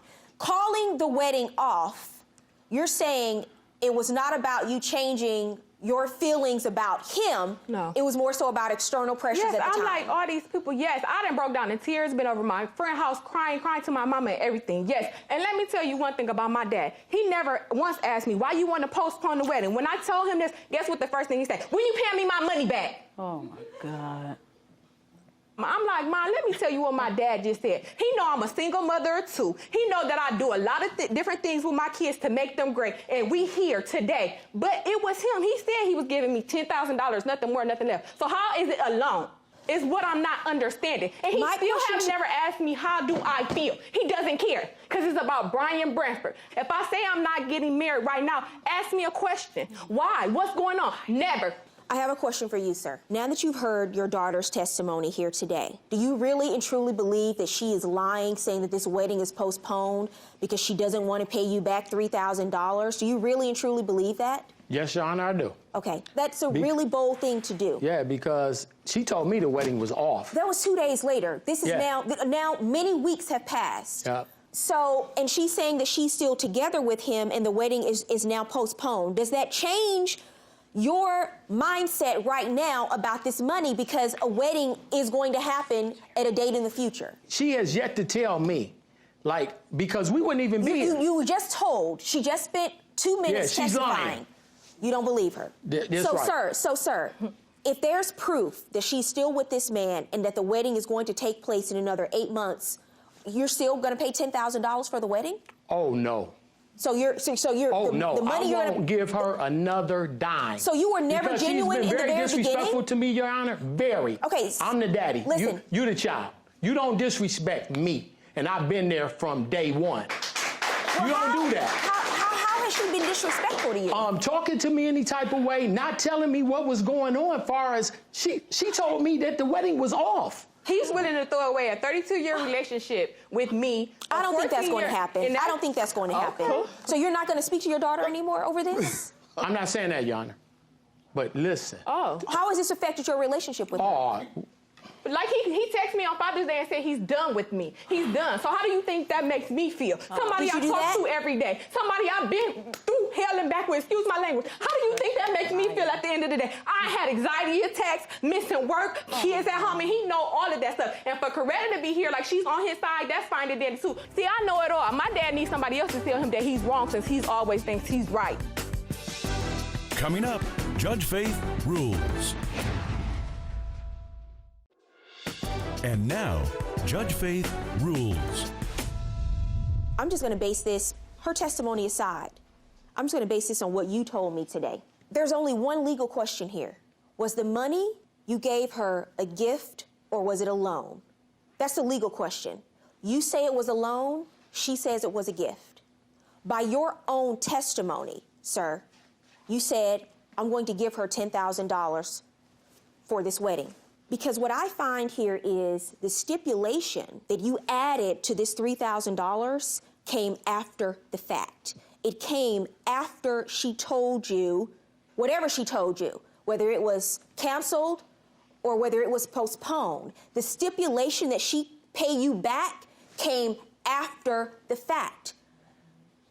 That stipulation was not there, sir, when you gave her the money. The money was a gift. You tried to turn it into a loan after the fact, and she may have even told you after the fact, I'm going to pay you back. But at that moment, the legal question is, when you gave her the money, was it a gift or a loan? It was a gift. Yeah, it was for the wedding, clearly a gift. Yeah, it was for the wedding. You're giving your daughter and she's not getting married now. $10,000 for her wedding. Yeah. Of course it's a gift. Yeah. That's what fathers do for their daughters when they get married. But it didn't happen.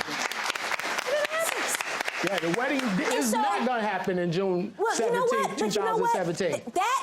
That is where my analysis ends. Okay. I don't analyze whether the wedding is going to happen now, whether it's going to happen 2 years from now, because that stipulation did not exist when you gave her the money. And that is when the legal question must be asked, the intent of the parties when the money is exchanged. This case upsets me more than anyone I've heard this month.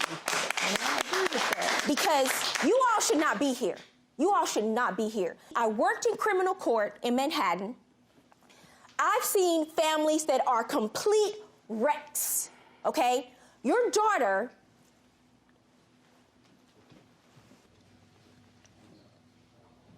This is terrible.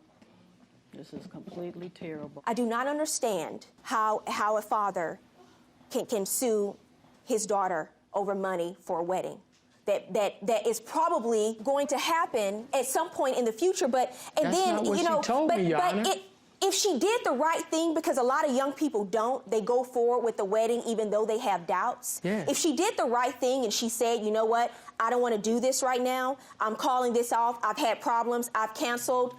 Isn't that something you're supposed to then say, okay, let's talk about this, about how what's going to happen with your relationship going forward and how we can use this money towards your wedding in the future. Someday, she's probably going to get married, even if it's not to this man, to someone else. So it's not like you threw $2,800 down the tube. She has a wedding dress that hopefully she will use sometime in the near future. Judgment in this case for the defendant.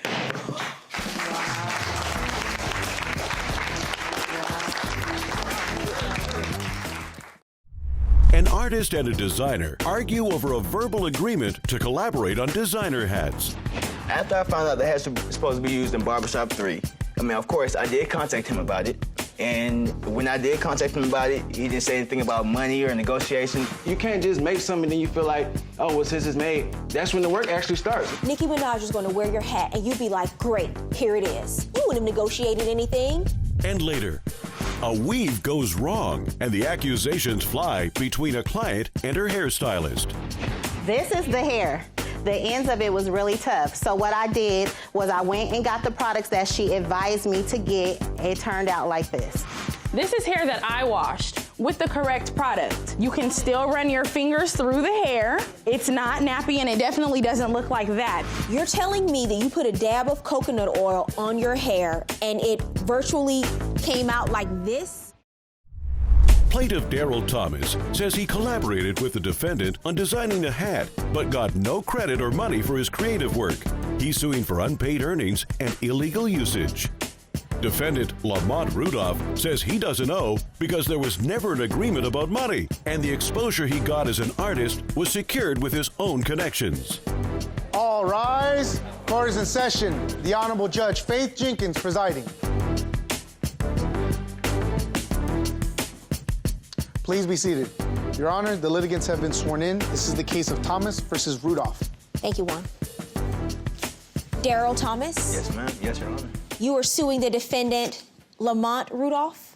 Yes, Your Honor. For $3,000 you say he owes you for unpaid earnings and illegal usage. Yes, Your Honor. Okay. Why don't you tell me about your case? I see both of you have items out here. I've read the case. Tell me what's going on here. All right, again, my name is Daryl Thomas, and I go by the artist name Funk the World, Funktha World. I'm a visual artist from Atlanta, Georgia.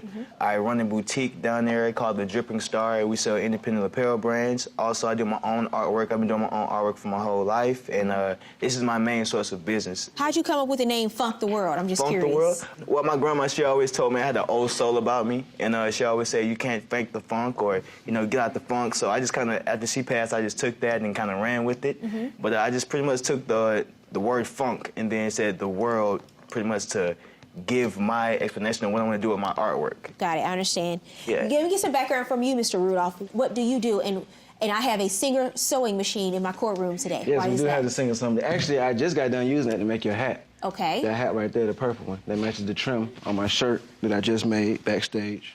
So you want us to color coordinate today? Yeah, I do. And once you walked in, I was like, yeah, this is perfect. This is going to work. Definitely. But now a little bit about me, though. I do car interior, I do furniture, I do clothing. You make these things? Yeah, everything right here I made, handmade. When did you start sewing? Like a little bit under 3 years ago. And so in 3 years, you've been able to obviously do pretty well. Yeah, I've and dedicated a master lot the of skill. time to this. Like this leather jacket, made that from scratches, leather and snake skin. So, And you make the hats as well? Yeah, I have a patent on the hat. It's actually openable, if I can.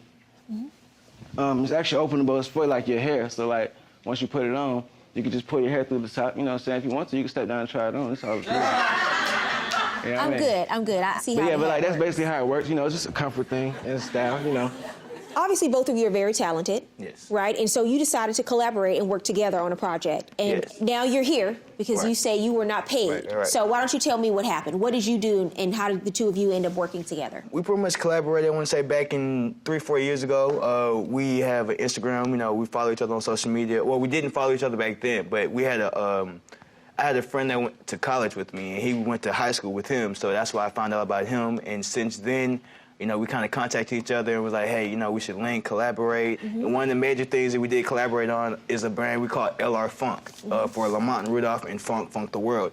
And we made these hats right here. So that's your design, and he made the hat. All right, he sold it, but I actually painted the actual hat. It's my, color scheme, if you can call that, a funky color scheme. And so the two of you decided you would collaborate on these hats and sell them, Right. and the profit would be split 50-50.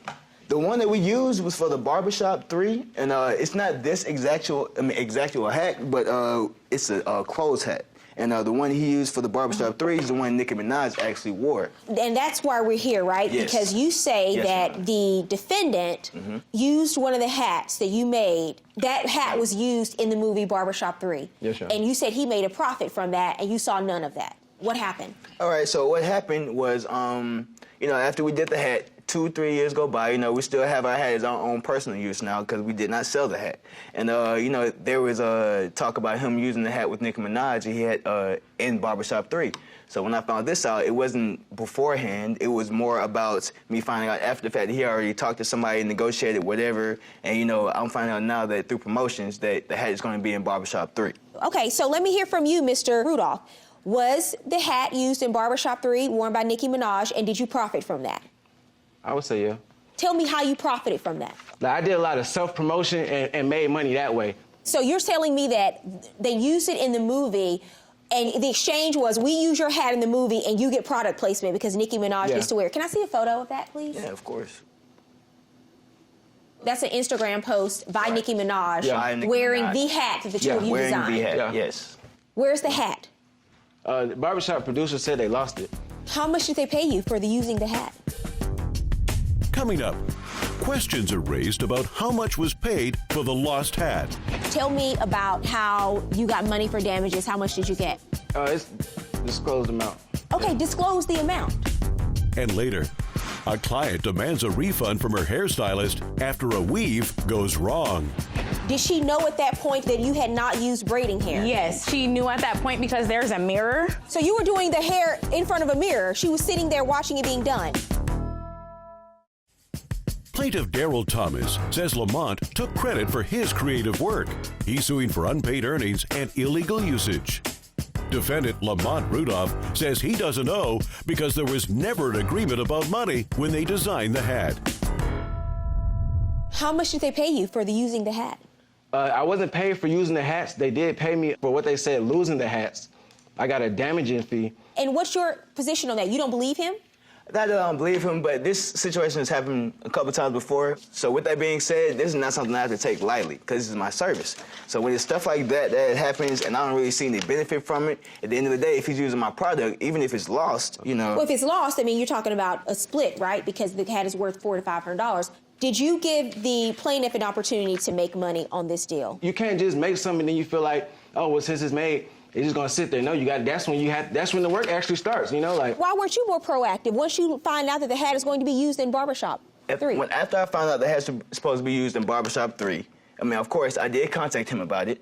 And when I did contact him about it, he didn't say anything about money or negotiations or commission or what's going on. No, my question is, you know that it's being used. Right. He's doing promotions because the hat's being used. Why can't you do your own promotions? I mean, I was doing my own promotions from my own end. But when there's a bigger standpoint of what's being promoted out there, like say when Nicki Minaj was promoting, she didn't tag him. She just said it was the hat. So when he's doing it in the same way, he's not tagging me. He's not giving me my credit. But you can tag yourself in your own post. You're right, and I did.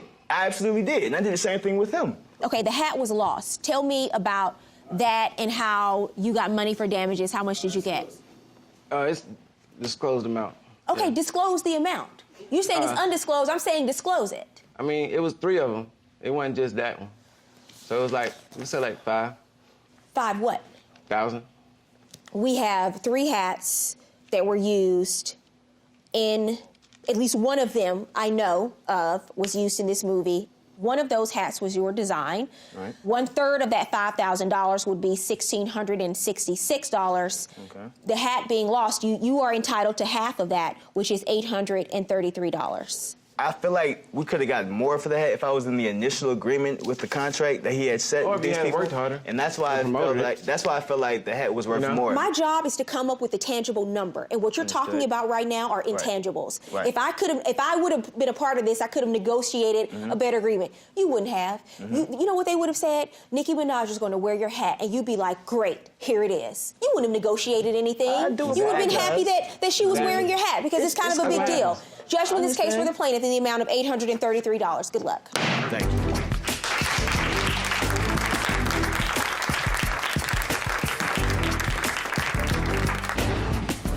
I would work with Lamont Rudolph again because he's a very talented designer and I'm a very talented artist, and we both can make a lot of money off collaborations if we both work together. All right, I'm definitely going to work with him again because, I mean, there's money to be made. Follow the buck. We're always interested in what you have to say about our cases. Write us with your thoughts or comments. You can find us on Facebook, Twitter, or my Instagram. I look forward to hearing from you. Plaintiff Michelle Franklin says the defendant refused to return her money after giving her a sew-in with cheap hair. She's suing for a refund for hair extensions and related expenses. Defendant Kiana Anderson says she doesn't know because Michelle was rude and her demands for a refund were unreasonable. She's countersuing for harassment, defamation of character, and lost wages. Michelle Franklin? Yes, Your Honor. You were suing the defendant Kiana Anderson? Yes, Your Honor. For $660 refund for hair extensions. Yes, Your Honor. And related expenses. Yes. And you are countersuing, ma'am, for $5,000 for harassment, defamation of character, and lost wages. Yes, Your Honor. Okay, I'll start with you, Ms. Franklin. I take it that you went to the defendant for hair service, it didn't work out, and now we're here. Yes. Tell me what happened. What happened was in February, I was referred to Kiana, and when I went to her page back in February, she didn't have any hair available. So that's Page why. as in Instagram or Facebook? A Facebook page, Facebook. yes. So she had to have hair available, the type of hair you wanted? No, I was looking for someone who sold hair and who sold actual bundles and also who can install it for me as well. And then so I had contacted her through Facebook. I inboxed her, told her, you know, what I wanted done. I wanted 3 Brazilian bundles done and installed, but I didn't personally say Brazilian, but I'm assuming that's what it was. Okay, I can't make an assumption. Well, so I just want to know what you said, not what you assumed I just told her she I would wanted have. the bundles that she had, and that's what she had on her page. Okay, so let me ask you, what kind of hair did you use? I used Virgin Indian hair. My business name is Virgin Eye by Nani. Why are you shaking your head, Juan? You don't know anything about this. Well, it's like, oh, okay, Virgin Indian. I'm trying to... Okay. She's like, yeah. So my business name is Virgin Eye by Nani. The I stands for Indian. So you're saying you use Virgin Indian hair in 3 bundles? Correct. That's what you worked off No, she didn't of. use 3 bundles. Coming up on Judge Faith, the ladies take their hair battle onto social media. This is my Facebook post that she posted on Facebook. She tagged my business page to this. And I have over 250 clients, Your Honor. Plaintiff Michelle Franklin says Kiana used cheap hair. She's suing for a refund for hair extensions and related expenses. Defendant Kiana Anderson says she doesn't know because Michelle's demands were unreasonable. She's countersuing for harassment, defamation of character, and lost wages.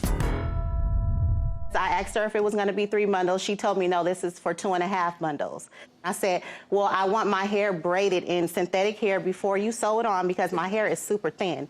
So she was like, well, bring the braiding hair. So you wanted to use braiding hair and then Yes. sew the sew-in into the braiding hair? Yes, Is sew that the true, hair. that she wanted that? I honestly cannot recall. I do 5 to 8 appointments a day. So I honestly cannot recall if she requested that. However, I took a picture of her hair, which I also submitted to the court before she paid. So the issue of me using braiding hair or not braiding hair obviously was not an issue at that time. Okay, I understand that, but did she know at that point that you had not used braiding hair? Yes. How did she know that? She knew at that point because there's a mirror, for one. For No. 2, when you use braiding hair, you can feel, you can see it. I stood in front of her. It's not a secret process. So you were like you're doing the hair blindfolded. in front of a mirror. She was sitting there watching it being done. I'm saying that when you get your hair done, as we all know, whether it's barbering, sew-ins, braids, you can see the person who's doing your hair.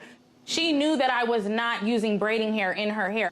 Okay, so this is the final product. Looks great. What's the problem? I had no problem with it at first. When I got to the car, I did notice it was a little bit bigger than I was expecting, and the ends looked really dry. So I bought this coconut oil, and I put a dab in my hand like this, and I took it with my fingertips, and I just did it on the ends of the hair like this. It made the hair kind of like tough to get through or whatever. So Show me proof of that. This is the hair? the hair. Well, that's not from a dab of coconut oil. What happened to the hair? This is the hair. You're telling me that you put a dab of coconut oil on your hair and it virtually came out like this? No. What else did you do? So what I did was I went and got the products that she advised me to get, and I cold washed the hair, combed it, conditioned it with the conditioner she advised me to get. It turned out like this. Did you take photos of it? Yes, I did take photos of it. And how many days later? We're talking about 2 days? I got my hair done on the 15th. On the 17th. Well, I don't see the If you can look, you can't really tell in this picture, but if you Well, look this is at your the evidence. hair, I need a but photo. if you I look at the need hair, evidence where I can but tell if you what can you're really talking look about. at the hair like I it don't did see when it. I Who did has it. video? Who has video? I have a video of the hair after I washed it as well. Let me see your video, because this photo doesn't do anything for you. It's not as bad. This is the video that I sent to Kiana after I had conditioned the hair with the products that she advised me to get. I mean, that looks a mess. A mess. When did you first hear that she had a problem with the hair? I first heard that she had a problem with the hair on the 17th. I installed the hair on a Tuesday, that was the 15th. I believe when she called me on the 17th, she told me that she had washed the hair on that Wednesday, the day before, with water. If you just wash your hair with water and let it dry, it's going to be nappy, it's going to be poofy, and it's not gonna have the same curl pattern. Now, I agree with you Your Honor, on that. This is hair that I washed with the correct product. And look at the ends. You Look can how the still ends run look. your fingers through the Look how hair. the ends look. It's not nappy, and it definitely doesn't look like that. What is your position on when she sent you the video and showed you after it was washed? If you put 87 gas in a Porsche and then it's not gonna drive correctly. You drive a Porsche? I do. I need to start doing hair then, because I'm in the wrong job, apparently. If you put 87 gas in it, it's not gonna drive correctly. You cannot then take it to the Porsche dealership and say, if this is supposed to be a good car, I should be able to put anything in it. In any event, what I'm saying is, despite your argument, I don't see from the photo and the video that you've submitted that she did such a horrible job with your hair. I don't see it.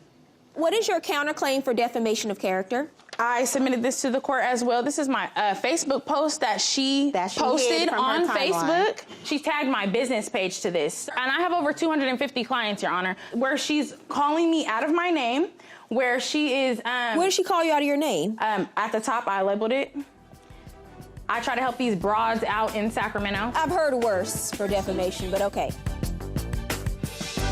Coming up, Judge Faith rules. And now, Judge Faith rules.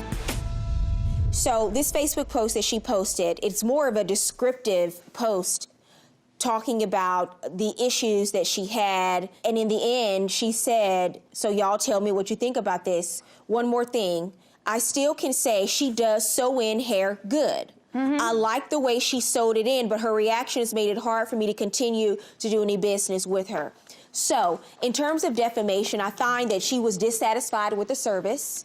I find that she described her dissatisfaction on Facebook, but I do not find that she intentionally tried to lie and defame you on social media. I don't find that this rises to the level of defamation. It's not defamation. And in the end, she actually complimented you and said that she liked the way you did the sewing. Your problem is you just haven't met your burden of proof in this case.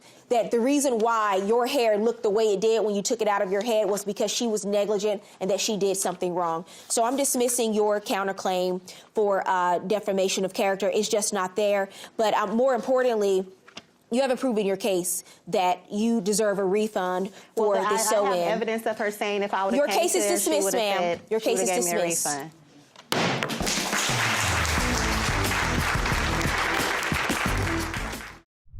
Texans come to court to settle a dispute over which person must pay for a canceled charity event.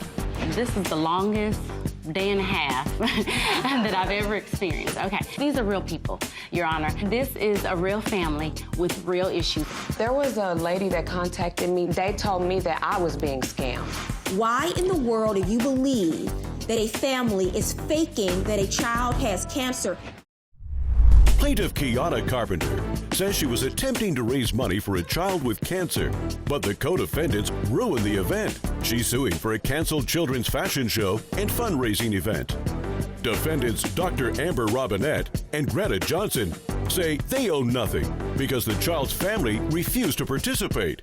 And Kiana is a scam artist. They're countersuing for loss of rental income, cleaning and decorating costs, and related expenses. All rise. Court is in session. The Honorable Judge Faith Jenkins presiding. Please be seated. Your Honor, the litigants have been sworn in. This is the case of Carpenter versus Robinette and Johnson. Thank you, Juan. Kiana Carpenter? Yes, Your Honor. You are suing the defendants, Dr. Amber Robinette. Yes, Your Honor. And Greta Johnson. Yes, Your Honor. For $8,125. Expenses related to a canceled children's fashion show and fundraising event? Yes, ma'am. The defendants are countersuing for $1,990 for loss of rental income, cleaning, and decorating costs and related expenses. Yes, Your Honor. Okay, so I'll start with you, Ms. Carpenter. Why don't you give me some background and tell me what this event was about and how you came to schedule to have your event at their facility? I host children's fashion shows, and I've been doing this since 2011. I had my own daughter, used to model. She's now an actress, and we noticed that when we went to a lot of the shows, we spent a lot of money, but we never got anything out of it. They would let her wear these pretty clothes. She never got to take them home or anything. So I wanted to create a platform for us and our children so that we will have the same opportunities that the kids in California and New York had. So I began to talk to parents and find out what they wanted. They said they wanted a competition where their kids could compete in a friendly way and win a prize. This year I ended up, I lost my cousin, almost 3 years ago to Hodgkin's lymphoma cancer. Okay, and so no one helped our family, and she left behind her 2 small children. And so I wanted to basically donate or help another family that was in the position that we once were ourselves. And so I reached out to this family through a mutual friend on Facebook, and this little girl was, very ill, and they said that her mother could use the money for the medical bills. So you were now planning on having a show and it also be a fundraiser for this family. Yeah, you found out we were about. going to donate 20% of the proceeds, and then the mother was... And the family had a child who was terminally ill with cancer? Yes, she had MS, M7 leukemia. Okay, and so you reached out to the family. They agreed to be a part of this fundraiser and to accept these funds from you, and it's the fundraiser that's in question in this case, right? Right. But something happened because you had a facility. Yeah. And you were going to use that facility for the fundraiser, and that venue closed down completely. Yeah, then you were looking for another facility, and that's when, according to your statement, you went to the press to try to get help, right? Tell me about correct. She called me Monday and said they had went out of business, and it was 2 weeks before the show, and that there was nothing they could do. So I reached out to Channel 2 News and asked them in Houston, and I asked them if they wouldn't mind covering the story so that we could reach out to a mass amount of people to get donations or anything that we could, gather for this child, because we were 2, maybe 3 weeks away at this point. You saw the news story, and that's when you reached out to the plaintiff, right? Correct. Okay, so I want to take a look at the video you submitted as evidence. You would never know this bright ball of energy has been battling leukemia for the past 2 years. She's going to have to get some more chemo, maybe radiation, and try another transplant. Etheridge found a helping hand through the founder of Kids Fashion Parade Houston. Brianna Carpenter offered to throw an event to help raise money for the family and raise awareness about childhood cancer. I know that's hard, and she's a young mom like me, so I thought what more better to do than just help out this mom. Carpenter says she found out Monday that Hughes Hangar suddenly closed its doors and they haven't been able to find a new venue. Maybe someone will hear or see our story and they'll look at that beautiful face and they'll want to reach out to help us. Okay. So who saw the news story? I did. Okay. I did, Your Honor. So, first of all, we have been in business. We're the owners of the Lux Event Boutique in Humble, Texas. And we've been in business actually for 10 years as a decor and a rental company and event planners. And we opened our banquet hall about 4 years ago. And we've hosted numerous events, 3 to 5 events each week. And so when we saw this story on the news, I'm also a pediatrician, so it's kind of, I have a venue. It's a pediatric child in need, and that's what resonated after that story. Coming up, the story about the canceled fundraiser gets more complicated. So now you know, according to you, that it's all fake, right? But you then pursue going forward with this event, and you sue them when they pull out? Why would they want to hold this event? Hi, I'm Judge Faith. Follow me on Snapchat, Facebook, Twitter, and Instagram. Plaintiff Kiana Carpenter says the co-defendants ruined her event. She's suing for a canceled children's fashion show and fundraising event. Defendants Dr. Amber Robinette and Greta Johnson say they own nothing because the child's family refused to participate. They're countersuing for loss of rental income, cleaning and decorating costs, and related expenses. How much money did you expect to raise at this event? Initially, we expected to raise over $50,000 because we had big sponsors come in until they found multiple accounts under the mother's name with different amounts and under different people's names. What do you mean, multiple accounts? GoFundMe pages? GoFundMe, different Kickstarters, different... So they thought the mother was doing what? Fraud. The mother of the child with cancer? They told me that I was being scammed, and they didn't want to have by anything... By the family with the child with cancer? Scammed how? That the child wasn't really sick? There was a lady that contacted me that did say she was a personal friend of the family, and not that the child wasn't sick, that the mother was not being truthful about how long that, for example, the mother has known for 8 months that the baby was going to die soon, and she was telling people that she just found out. She came to me and personally told me that she shaved the child's head, that it was not due to the cancer. It was because her 3 nephews were into Ninja Turtles, and they wanted to look like the Ninja Turtles. So you're saying the mother Yes. told you that's why she shaved the child's head. It wasn't from chemotherapy. Yes. So it's $50,000. The family's only getting 20%, which is 10, so $40,000. And 20% went to another charity that we were helping. You're jumping ahead, because I'm still on this question. Why in the world do you believe that a family is faking that a child has cancer? Because there's nothing else to think about this. If someone's mother comes to you and they tell you, I'm shaving my child's head. Yes. There's no other way to think about this. She just said it wasn't from chemo. Why do you then pursue having this event? Because the way it's presented in the news story is it's a fundraiser, and you don't want this child to be without this money. So now you know, according to you, that it's all fake, right? But you then pursue going forward with this event, and you sue them when they pull out? Why would they want to hold this event? Can I give you the timeline? Because this is the longest day and a half that I've ever experienced. Okay. Briefly. So on April 8th, I received a message from the aunt of, I don't know if I can say names, but of the child. And she is like the family representative. So the aunt asked, how much are we paying? How much are we charging? And I said, everything's complimentary. Even the deposit has been waived, which normally is standard for everybody. I don't care who you are. And so she says that Ms. Carpenter tells them at that fundraiser on Friday that whatever they raised on Sunday, which is the event we're hosting, the money that we're charging them has to be deducted from the proceeds that we're collecting. Okay. And I said, well, she said that to you in a text message? In a text message. May I see the text? Yes. So explain to me what's going on. Explain to me what I supposedly said.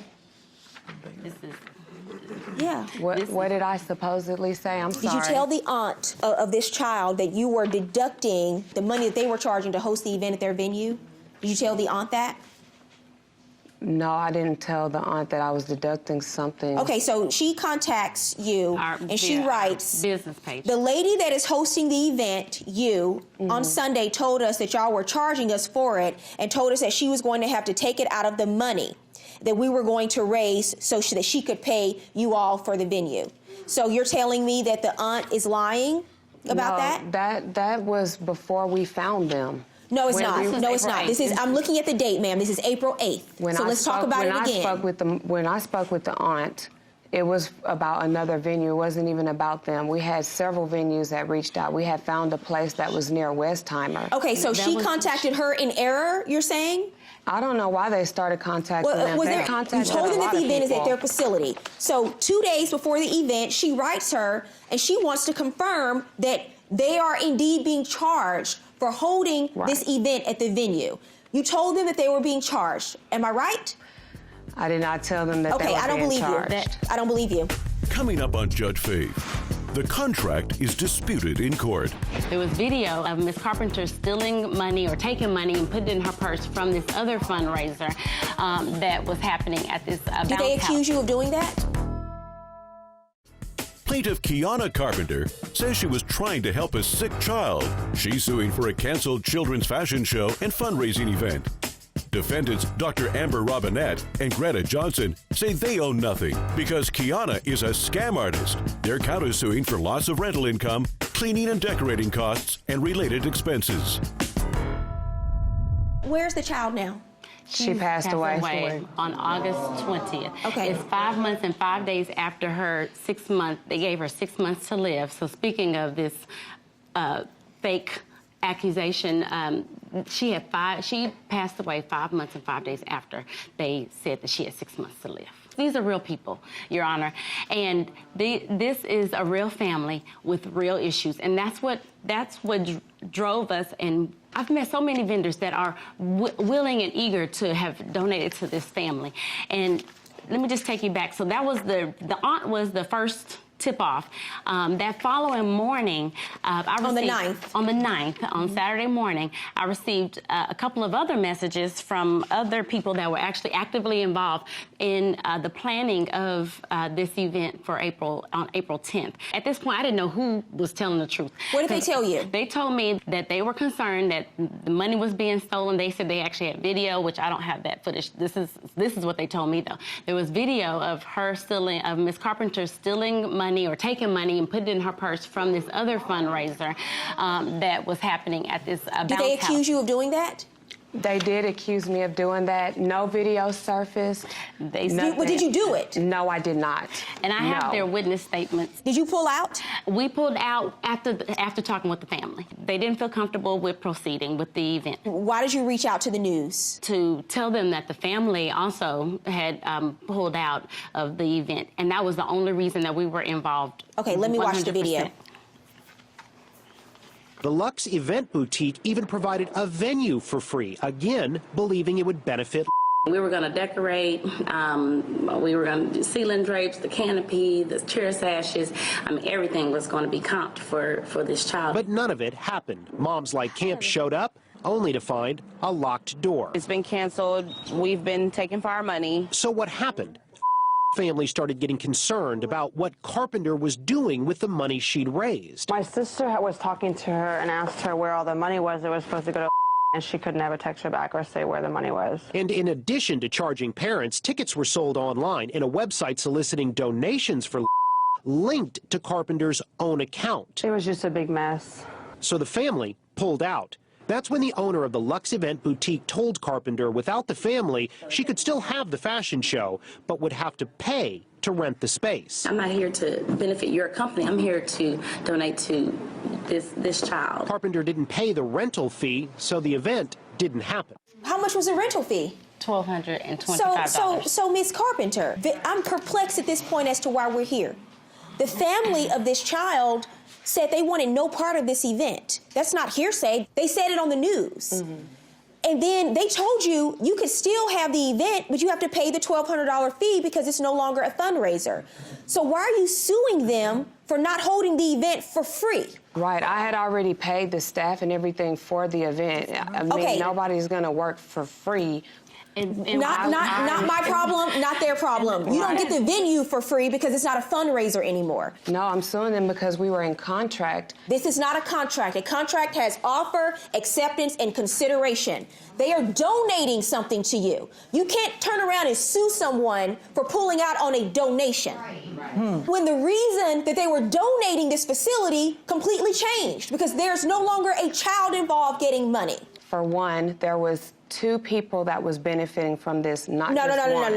No, we're not doing that. Let me tell you something. I don't know about all these other allegations. I don't know if you took money or not, but I'm going to tell you this doesn't look good, first of all. And I'm going to tell you a couple of things. For you to come in here and say that this child's mother told you she shaved her head basically inferring she wasn't really that sick, when in fact the child was terminally ill. I didn't say that. I do not believe that's the reason. No, that that's what you said. You said she told you that. I said that she told me that the she shaved her head. It wasn't from chemo. The inference is when someone tells you that. I told the truth. No, you didn't. You didn't tell the truth. I did tell the truth. That's what she told me. You didn't tell the truth. Friday that night. I don't believe you. She told me. I don't believe you. I'm gonna tell you right now. You have some nerve bringing this lawsuit against these people. Some nerve. 'Cause I think you're a scam artist.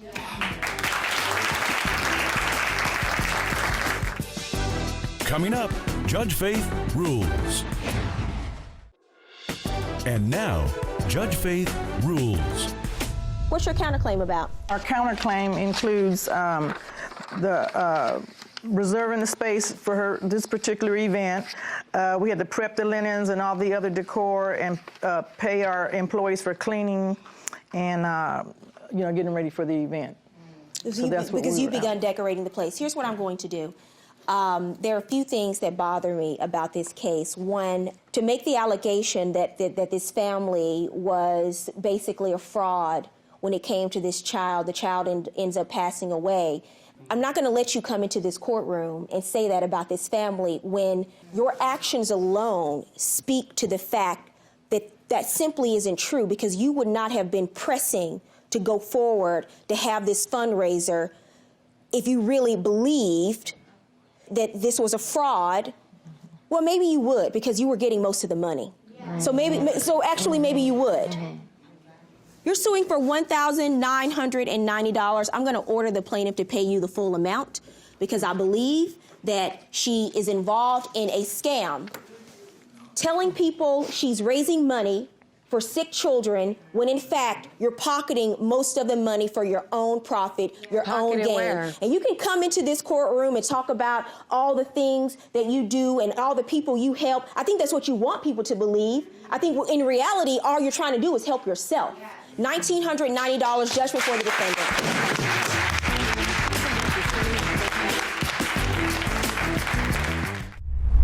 A giant storm and a fashion show are just too much for these cupcakes. The whole event was we were kicking off our college tour at Clark Atlanta with a fashion event. I didn't know it was a fashion show till the week of when she sent me a flyer and it said fashion show. How is that very different from what you thought it was? Because, I mean, if you think about it, people are in there for 2 hours to look at people walk down the catwalk. Who's gonna be eating cupcakes? She does have a point, but... And later, a bumper bruise in Big Bear. I was driving on Big Bear Boulevard when I was hit by the defendant, rear-ended. My insurance had lapsed because I'm a single mom and I was in 2 months behind on rent. But they didn't tell you that they weren't going to hold you responsible for the damage. Faith Jenkins. Her distinguished legal career began when she graduated first in her law school class. She quickly became a tough New York City prosecutor and then a preeminent legal analyst on cable news. And now she's the judge in her own courtroom. Her cases are real and her rulings are final. She is Judge Faith. Plaintiff Katrina Williams-Gooding is suing an event planner for the refund of a vendor's fee after the event was canceled. Defendant Jasmine Bert says she was forced to change the date and is countersuing for defamation. Remain seated and come to order. Court is now in session. The Honorable Judge Faith Jenkins presiding. Your Honor, this is Williams-Gooding versus Bert. Thank you, Barbara. Katrina Williams-Gooding. Yes, ma'am. You are suing the defendant, Jasmine Bert, for $300, the return of a vendor's fee. Yes, ma'am. And you are countersuing, ma'am, for defamation of character in the amount of $500? Yes. Okay. Okay, Ms. Williams-Gooding, you have a business called Sweet Heaven Cupcakes. That's right. And you paid the defendant $300 to participate in an event as a vendor? Yes. Okay, so why don't you tell me how all this started? Well, I've been in the cupcake business altogether for about 3 years. I started my own business, Sweet Heaven Cupcakes, about a year ago. I've never had any issues as far as being a vendor or selling or anything like that until this incident with Ms. Bert. She contacted me on January 23rd via email. She told me that she was having an HBCU college tour event, which was misleading. When you say HBCU, you mean that's a historically black college or university? Right. Tour, okay. So, of course, I agreed, and I was excited, being that it was a HBCU college tour thing. She told me that the whole vendor fee was $300, and that I would need to do a $100 deposit in order to reserve my space as a vendor. And what would you be doing as a vendor at the Selling event? cupcakes. Okay, and what was the specific information for the event, the date, time, and location? The date was February 22nd, 2014. The location was at Clark Atlanta University. Okay, so you didn't know her before she contacted you? No, So how did that happen? I have a social media page, and she saw my pictures in my page, and she was interested, so then that's how she contacted me via email. What kind of social media? Was it Instagram or? Instagram. Okay. So the first date was on February 1st. A week before that, I told her that I had the deposit and I was able to pay the $100 deposit. She told me that she didn't have a car and that I would need to, if it was possible for me to give it to her sister who was at work. I go to meet her sister on February 1st. Her sister had no clue who I was when I got there. She didn't know what I was doing there, what my name was, or anything. Jasmine hadn't told her anything. You were going to pay the $300 vendor fee? The $100 deposit. But she didn't, she told me that her sister was her business partner, but yet she knew nothing about me and why I was there and what I was paying this money for. Is your sister your business partner? She works as the production manager of my company, and she lived closer to her. And did you just forget to tell her that she was coming? I do have, there's an objection. I do have a car. And it was bad weather in Atlanta during that time. We were going through a lot of snowstorms. And so I wasn't able to, my tires didn't have traction at the time. So I wasn't going to risk. But did your sister know she was coming? That's her issue. I didn't text her to tell her because I was probably doing something else at the time. So you just forgot? Yes. Okay, all right, go ahead. So I gave her sister the $100 deposit money order, also some samples of my cupcakes. She contacted me via text, told me that she loved the cupcake, she got the deposit. The defendant did? Yes, okay. Jasmine did. She then told me that I needed to pay the remainder balance before February 22nd, which was the event. Leading up to that time. How many cupcakes were you supposed to make for this event? How many people were supposed to be there? Clark Atlanta is a huge school. She told me that it was gonna sell out and it may be thousands of people. So that's why I was like, jump on it. You know what I mean? This would like really get my business out there. So Ms. Bert, what kind of business are you in? Do you organize events like this? Yes, I organize events. The whole event was we were kicking off our college tour at Clark Atlanta with a fashion event. And so we solicited for vendors to come out and participate within the fashion event to sell their goods and their items before the people go in or during the intermission of the event. Where were the people coming from? From the various HBCUs in the area? From all of the schools. She would have sold out because they're kids and they love cupcakes. So how many So how many cupcakes were you planning to make? I was planning to make about 2,000. Wow, and you were gonna do that on your own by yourself? On my own. Wow, that's a lot of work. How long would it take you to make 2,000 cupcakes? Probably about 2 or 3 days. Wow. Okay. I also want to add in too, before I continue, that, and I have an email here that you can see from Jasmine. She said nothing about a fashion show.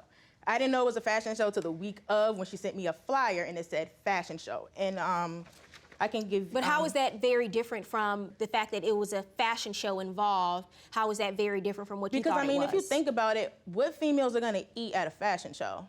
That's for 2 hours. I mean, for real though. Like, I mean, people are in there for 2 hours to look at people walk down the catwalk. Who's gonna be eating cupcakes?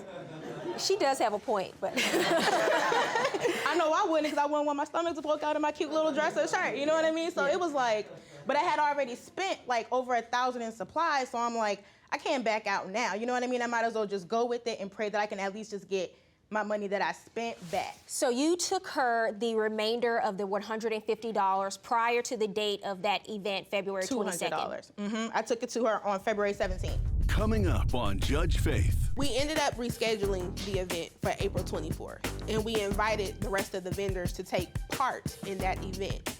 Every vendor that was a part of the event on the 22nd of February participated, minus Katrina. Great.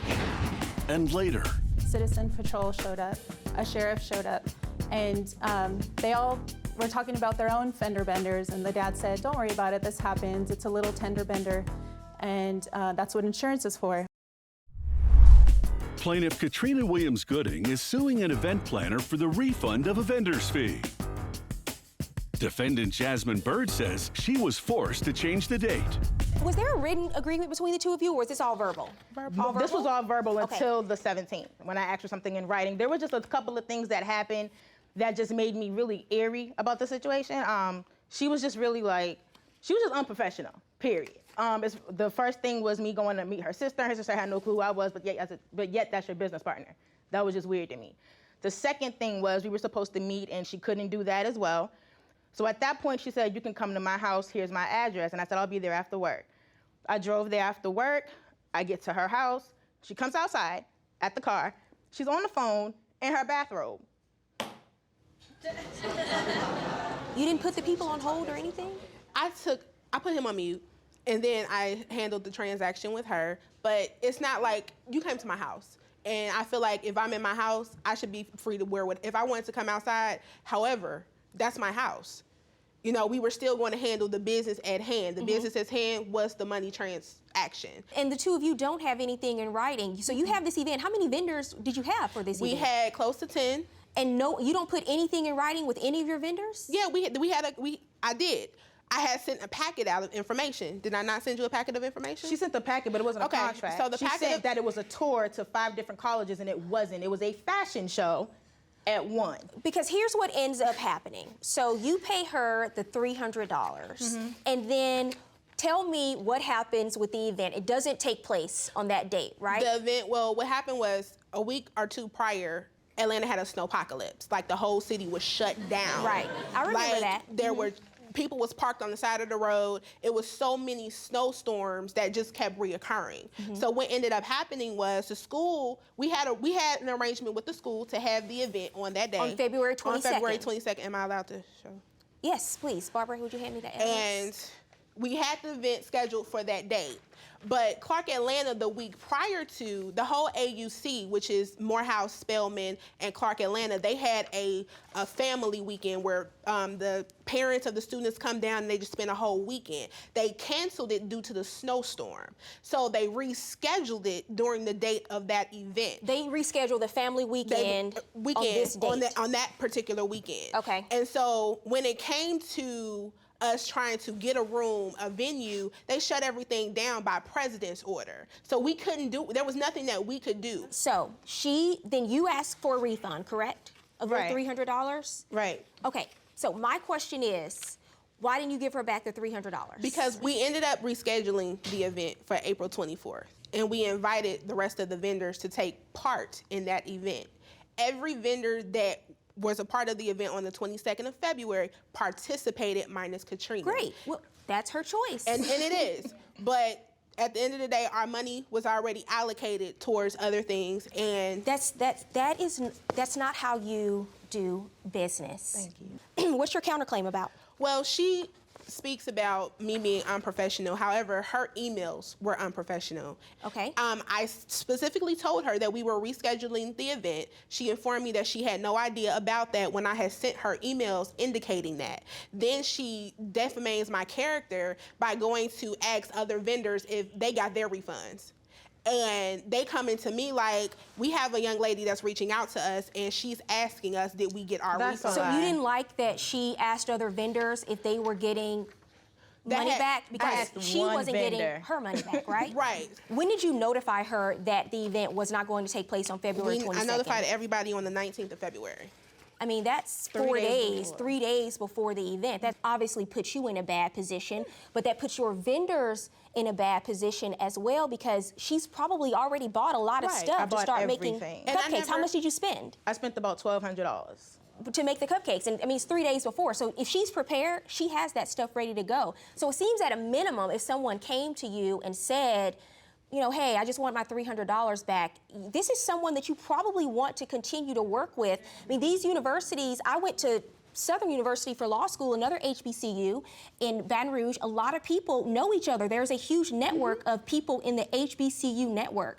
In your answer, I know you said it was an act of God. It was an act of God. The snow apocalypse happened, and it was an act of God. Well, with contracts, when you have an agreement, which I do find this to be an oral contract, you can't add terms and try to change the contract after the fact when things aren't working out for you. okay? That's not how it works. You're trying to change the rules in the middle of the game. So I want to say a couple of things. First of all, the fact that you all are young, living in Atlanta, you have your own businesses, you're trying to make it and do your own things in the spirit of entrepreneurship, I applaud you. I think that's great, okay? But on your counterclaim, you have not proved defamation of character, so your counterclaim is dismissed, but you do have to pay the plaintiff back the money that she gave you to be a vendor in that event. Judgment in this case for the plaintiff, $300. Thank you.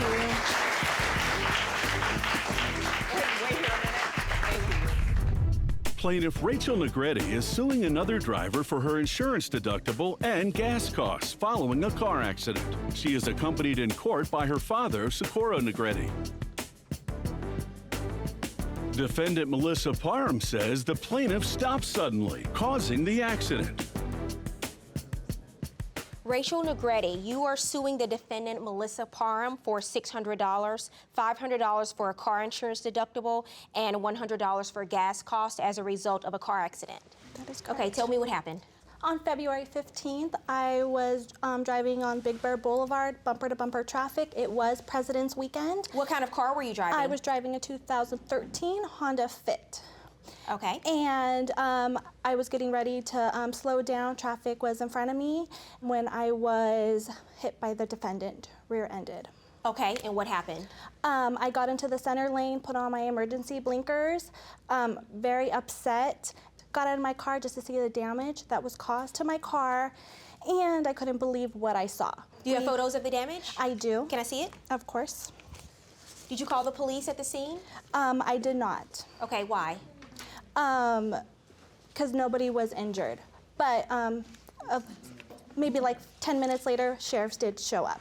Next on Judge Faith. She came to an abrupt stop, and I didn't have enough time to react. I pressed on my brakes, and it was too late. I already had hit her. I looked at the damage. The damage was worse on my car. Plaintiff Rachel Negretti is suing another driver for her insurance deductible following a car accident. Defendant Melissa Parham says the plaintiff stopped suddenly, causing the accident. Okay, you admit to rear-ending the plaintiff's car. What happened?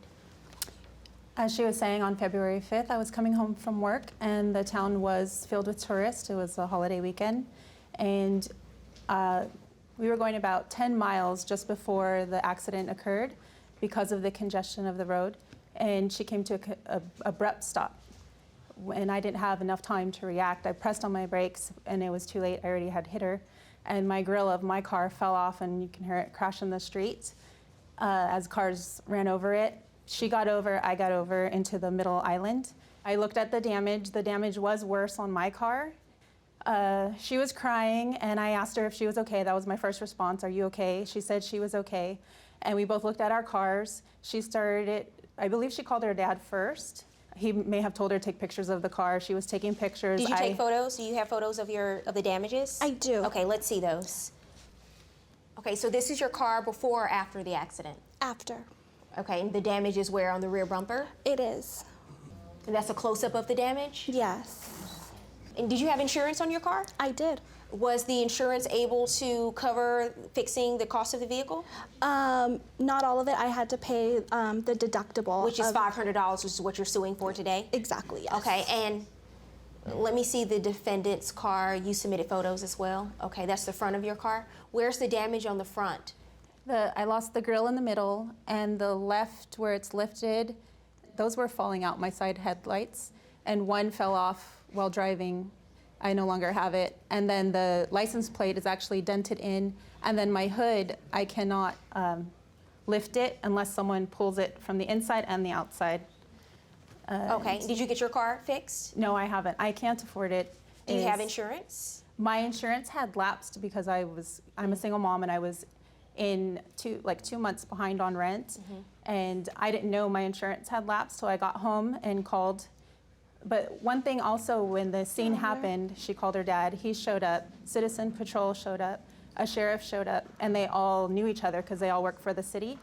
And they all were talking about their own fender benders, and the dad said, "Don't worry about it. This happens. It's a little tender bender, and that's what insurance is for." Step up, Dad.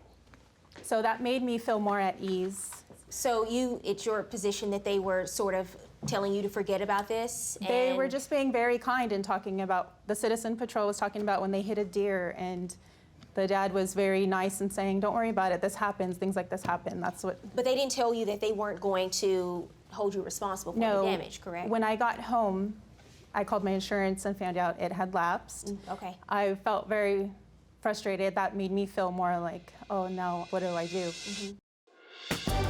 And now, Judge Faith rules. Let me hear from you, sir. Okay. What happened at the scene? Okay, on February 15, I received a phone call from my daughter saying that she was in an accident.